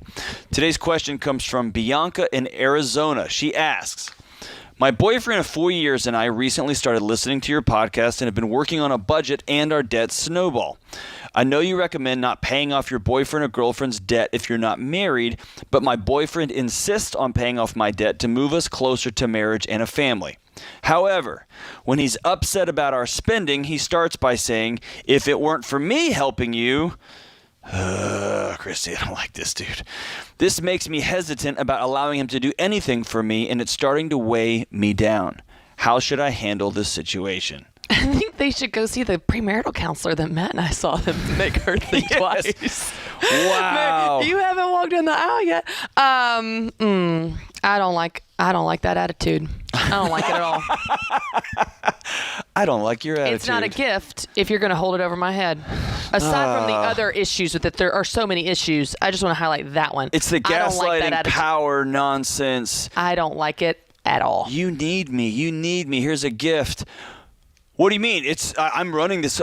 Bianca, I would tell you to run. But you got 4 years invested, and so I know that would be a snap judgment based off something I'm just reading here, and I haven't ever met you. But this is why one reason why we tell you don't pay off your boyfriend or girlfriend's debt, because you're not married, you're not in this whole thing together. There's still some loosey-goose here, and you're finding out something about your boyfriend that's really powerful, which is he's going to consider things a gift and then hold it over your head, right? And by the way, having debt doesn't keep you from getting married and starting a family. In fact, y'all do that together as part of your journey together, right? I don't like any of this. So I think we were joking, but I think you're right. You need to go see a pre-marriage counselor today, right? I have so many questions. If she's working on her debt, I assume she's at least in her early 20s. I mean, this is a major assumption here, so maybe not. But I'm going, I don't know. Unless you're super young, you know, maybe you're in late 20s. At least you're super young. Why haven't y'all gotten married yet? 4 years. Why haven't y'all gotten married yet? Unless, like I said, unless you're young. Second thing, I love how she said, he insists on paying my debt to move us closer to marriage and a family. Let me tell you how you move it closer to family. You put a ring on it. Yeah. That's how you move us closer to marriage. And you could do that. You don't have to pay off the debt first. Again, what jumps out to me in this is and it's in quotes, so she's quoting him, I'm guessing here. If it weren't for me helping you, I don't like this power dynamic. It's a power I don't move, like yeah. the dynamic. I don't like the control. I don't like the attitude. And here's the thing. If he's acting like this now, Bianca, I know you thought you were asking a money question. If he's acting like this now when you're not married, I don't want to see the version of him when he thinks he has more authority as your husband. And I more don't control. That's right. like it. So here's something, don't like Bianca, it. you say it here, and I'm going to reiterate your own words back to you. This makes me hesitant about allowing him to do anything for me, including be my husband, including make humans with me, right? And it's starting to weigh me down. Yes. You said it. Those are your words. I love how you said that. Those are her words. Those are your words, and I want you to listen to what you wrote. Read what you wrote. You can't listen to what you wrote. Reread what you wrote. Your instinct feels correct to me. The one of the most beautiful and difficult and beautiful aspects of marriage is being vulnerable. This is the person you're the most vulnerable with of anybody else. And a beautiful gift in marriage is allowing your spouse to do things for you and them and vice versa. And you do, and you will have to. There are times Matt has seen me of my lowest lows and my worst. And that's a gift to get to go through the worst of the worst times with the person you love the most as they carry you when you're at your worst and you carry them when you're at their worst. That's trust. That's what that is. That's trust. And you don't have that, Bianca. And he's not proven worthy of it. No. You're right in your assessment that you're hesitant about allowing him to do anything. I don't like it. And I want to speak to the other side. If you are somebody who gives a gift, if you are somebody who's helping somebody through a tough time, don't ever say, if it weren't for me. Don't ever say, but without me, you wouldn't be. It's a gift. And if you use kindness and weaponize it as a tool to get power, if you show up with food as an ROI that they're going to owe you later, what a sad way to live. If you're going to give a gift, give a gift. If you're going to commit and say, hey, we've agreed for whatever reason. I don't agree with it, but if we've agreed, we're not going to get married, we're not going to start a family till we're out of debt, and I'm going to help you out. Then help out and shut your mouth. Help out. If it weren't for me helping you. If there's strings attached, it's not a gift. No. If you bring it up again, it's not a gift. And really and I love how you called out this side of people because I've known people like that. Yes. I get it. Here's the thing. If you bring it up again, it's not a gift. If there's strings attached, it's not a gift. And what you're saying and what you're showing is that this is about you.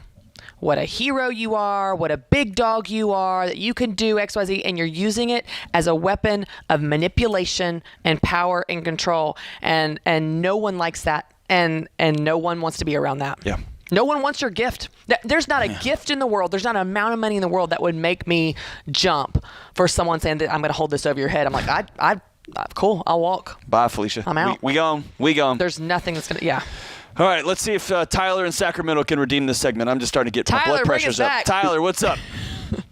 What's up, guys? Thanks for taking my call. Tyler, save the segment here, man. I'm getting all frustrated. What's up? Help us. Okay, so I'm 26, and my wife and I have been married for a year. We got married during the pandemic, and we started doing the Dave Ramsey baby steps. We're on baby step 2. The only debt that we have is our student loan. Well, my student loan, but I guess ours. Ours. There you go. Look at that. I'm trying to redeem it. And we have older cars. So mine was gifted to me by my grandma. I didn't have to pay for it. And my her parents helped her pay for it. And they're a little bit older and they're kind of reaching like really high mileage. And so I guess the question that I have for you guys is, how should we approach replacing probably my wife's car when that time comes while we're paying debt? Do we take the student loans and pause them and then save up for a couple of months to buy a used car that'll keep us going? Do we just try to use one car? We both work and my wife goes to school and I work full time. How much debt do you guys have? We have about $48,000 in student loans. And we have our $1,000 saved up, but we also have a little bit of overage from savings because we just started doing this recently. And so we were just trying to figure out, should we just throw all of that? How much do you make? Our student loan? How much do you make, man? Before taxes together, we make about $76,000. Okay. When will you be out of debt? Have y'all tracked that?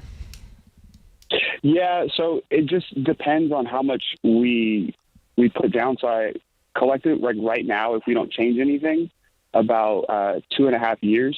But I just started doing a side hustle, so whatever money I make from that, I plan to just put it towards that. So, I mean, realistically, maybe in about 2 years we could be out of Here's debt. the deal, Tyler. You can do it faster. I want you, unless that car completely stops moving, you're not going to replace it. Baby step 2 is designed for this. You are a gazelle hanging out on the plains, and a lion pops out of the grass and is chasing you to kill you. You have $1,000, and that $1,000 is for absolute emergencies. You're going to take any of your other savings, you're going to throw it at this student loan debt, and you're going to work 2 side hustles on top of a 3rd side hustle. And you are going to beat the life of these cars. You're going to beat it, right? So, no, you're not going to save up for cars. If one falls apart, you're going to buy a $1,000 car that's just going to get you from A to B until you can get out of debt and save up for another one, right? The goal here is to scratch, claw, and sprint your way to pay these things off. 18 months max, probably 15 months if y'all really hurry, and then you start saving up for cars.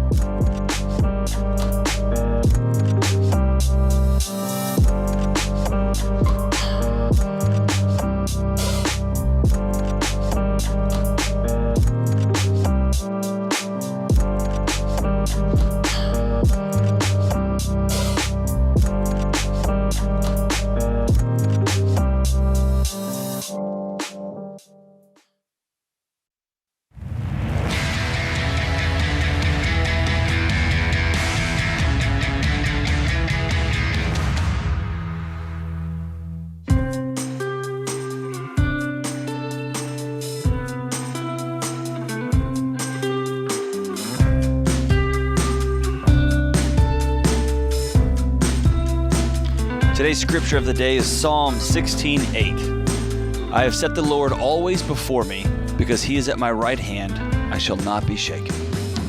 Booker T. Washington says, character, not circumstance, makes the person. Whew. Say that one again. Character, not circumstance, makes the person. Booker T, my man. All right, let's go to Susan in Detroit. Hey, Susan, what's going on? Hey, guys. How are you? Outstanding. Great. How can we help? Thank you so much for taking my call. 2 of my favorite Ramsey personalities. Yeah, right. That's what we've been saying. Susan, you're our favorite. You're our favorite. I'm hoping you guys can help me. I'm a little bit, in short, I feel like I lost my mojo and I'm trying to get it back. Where'd it go? Where'd it go? I don't know. So the quick and dirty version is that our youngest child will be graduating high school in 2 years. And so I have been primarily a stay-at-home mom for the past 7 years. Accidentally. It was not the plan, but it was kind of God's plan, and that's the way it worked out. So that's okay. But basically, I originally had plans to go to law school right out of undergrad, but I met my husband, and we married right out of undergrad, and he's ex-Navy, so I ended up following him through his military career. Well, now we're at the point where our youngest kiddo is getting ready to graduate, and my resume, because I've been primarily a stay-at-home mom, it looks like the resume of a military spouse. So I've got a little bit of everything here and there, but I'm really wanting to move forward and kind of get back on that path to doing what I want to do career-wise for me. And I am concerned about whether or not I'm moving in the right direction because I'm torn between law school and entrepreneurship. Mm-hmm. How old and are I'm you, trying Susan? to find a way to merge my passions and my interests and still and not waste money because we're also on baby step 2. How old are you, Susan? I am 46. 46. Susan, for the first time in a long time, you get to think about what just you want to do. That's a big deal.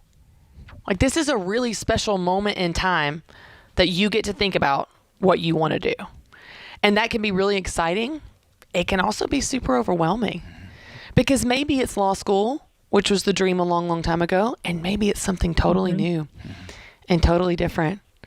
And what's so cool about this moment is that you have a ton of options. You don't have to make the decision tomorrow, and you have permission to try some stuff. You don't have to, it doesn't have to feel like this huge, big commitment. I'm definitely going to do this and commit and put all this money behind this decision. You can spend some time just figuring it out, figuring out what you enjoy, what's life-giving, testing, experimenting, trying some stuff. And so I just want to encourage you. You're at a really special moment, and I have seen friends go through this moment where their kids are in school, and it can be exciting. It can also be terrifying. But I just want to encourage you that the possibilities are endless, and you don't have to commit today, right now, to what the one thing you're going to do in this new season is. You can test and experiment. So, Susan, you may have heard me tell this story before, but I like telling it, so I'll do it again.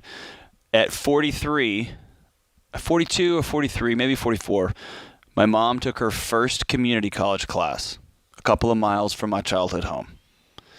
And I think that we took algebra together. Sounds like your kids are ahead of me. I was a freshman in high school. We either took algebra together or geometry or something. She took one class. Then the next semester, she took one more class. And then the next semester, she took two. And she had my dad cheering her on.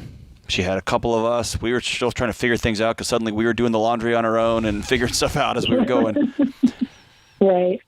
At age 57, after working at Enron, Deloitte & Touche, and some fancy pants places, she graduated with her PhD and became an English professor. And at 70, she just rolled off to go back to be a professor after being a department chair.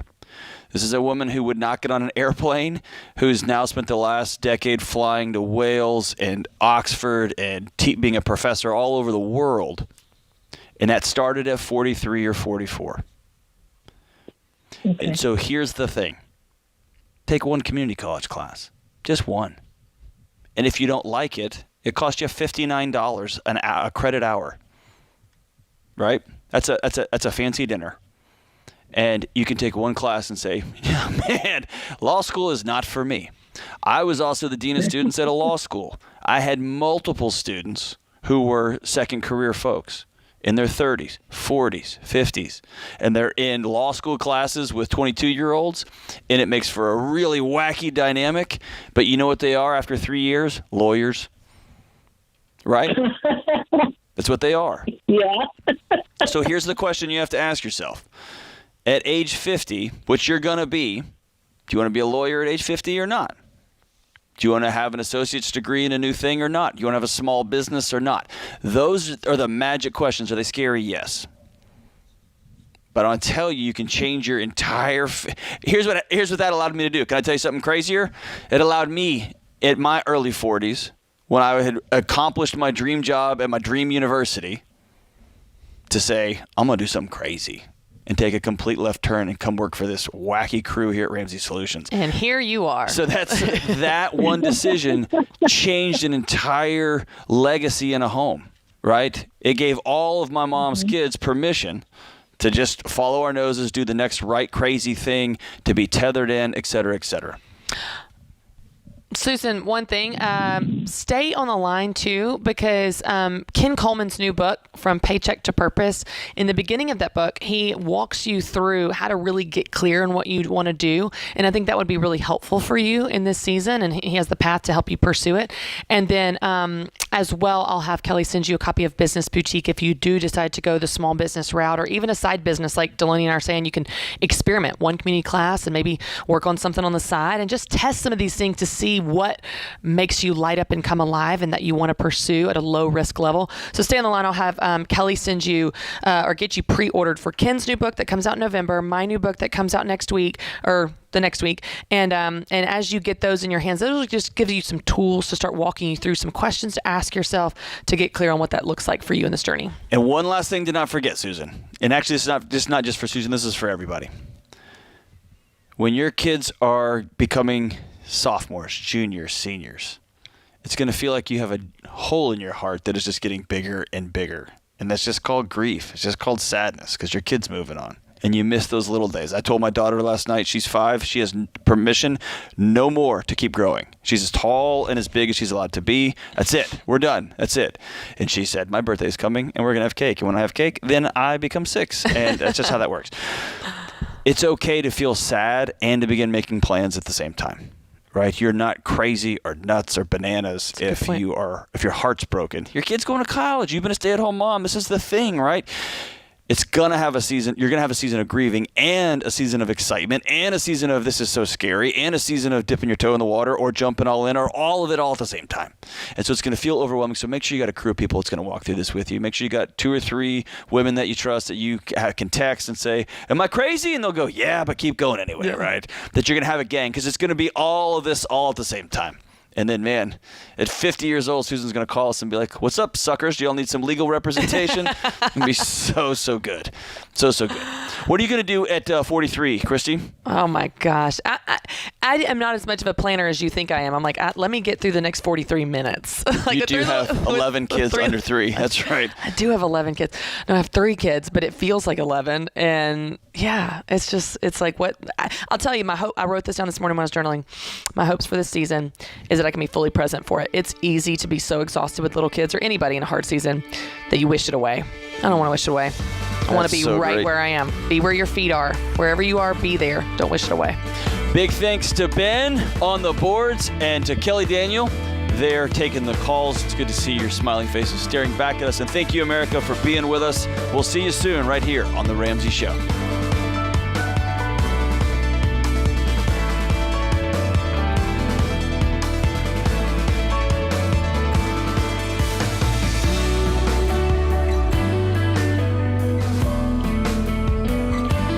Dave here. We just launched a brand new listener survey. We want to know what you think about the show. You'll be entered to win a $100 Amazon gift card. No purchase necessary. Take the survey at RamseySolutions.com/survey or text survey to 33789.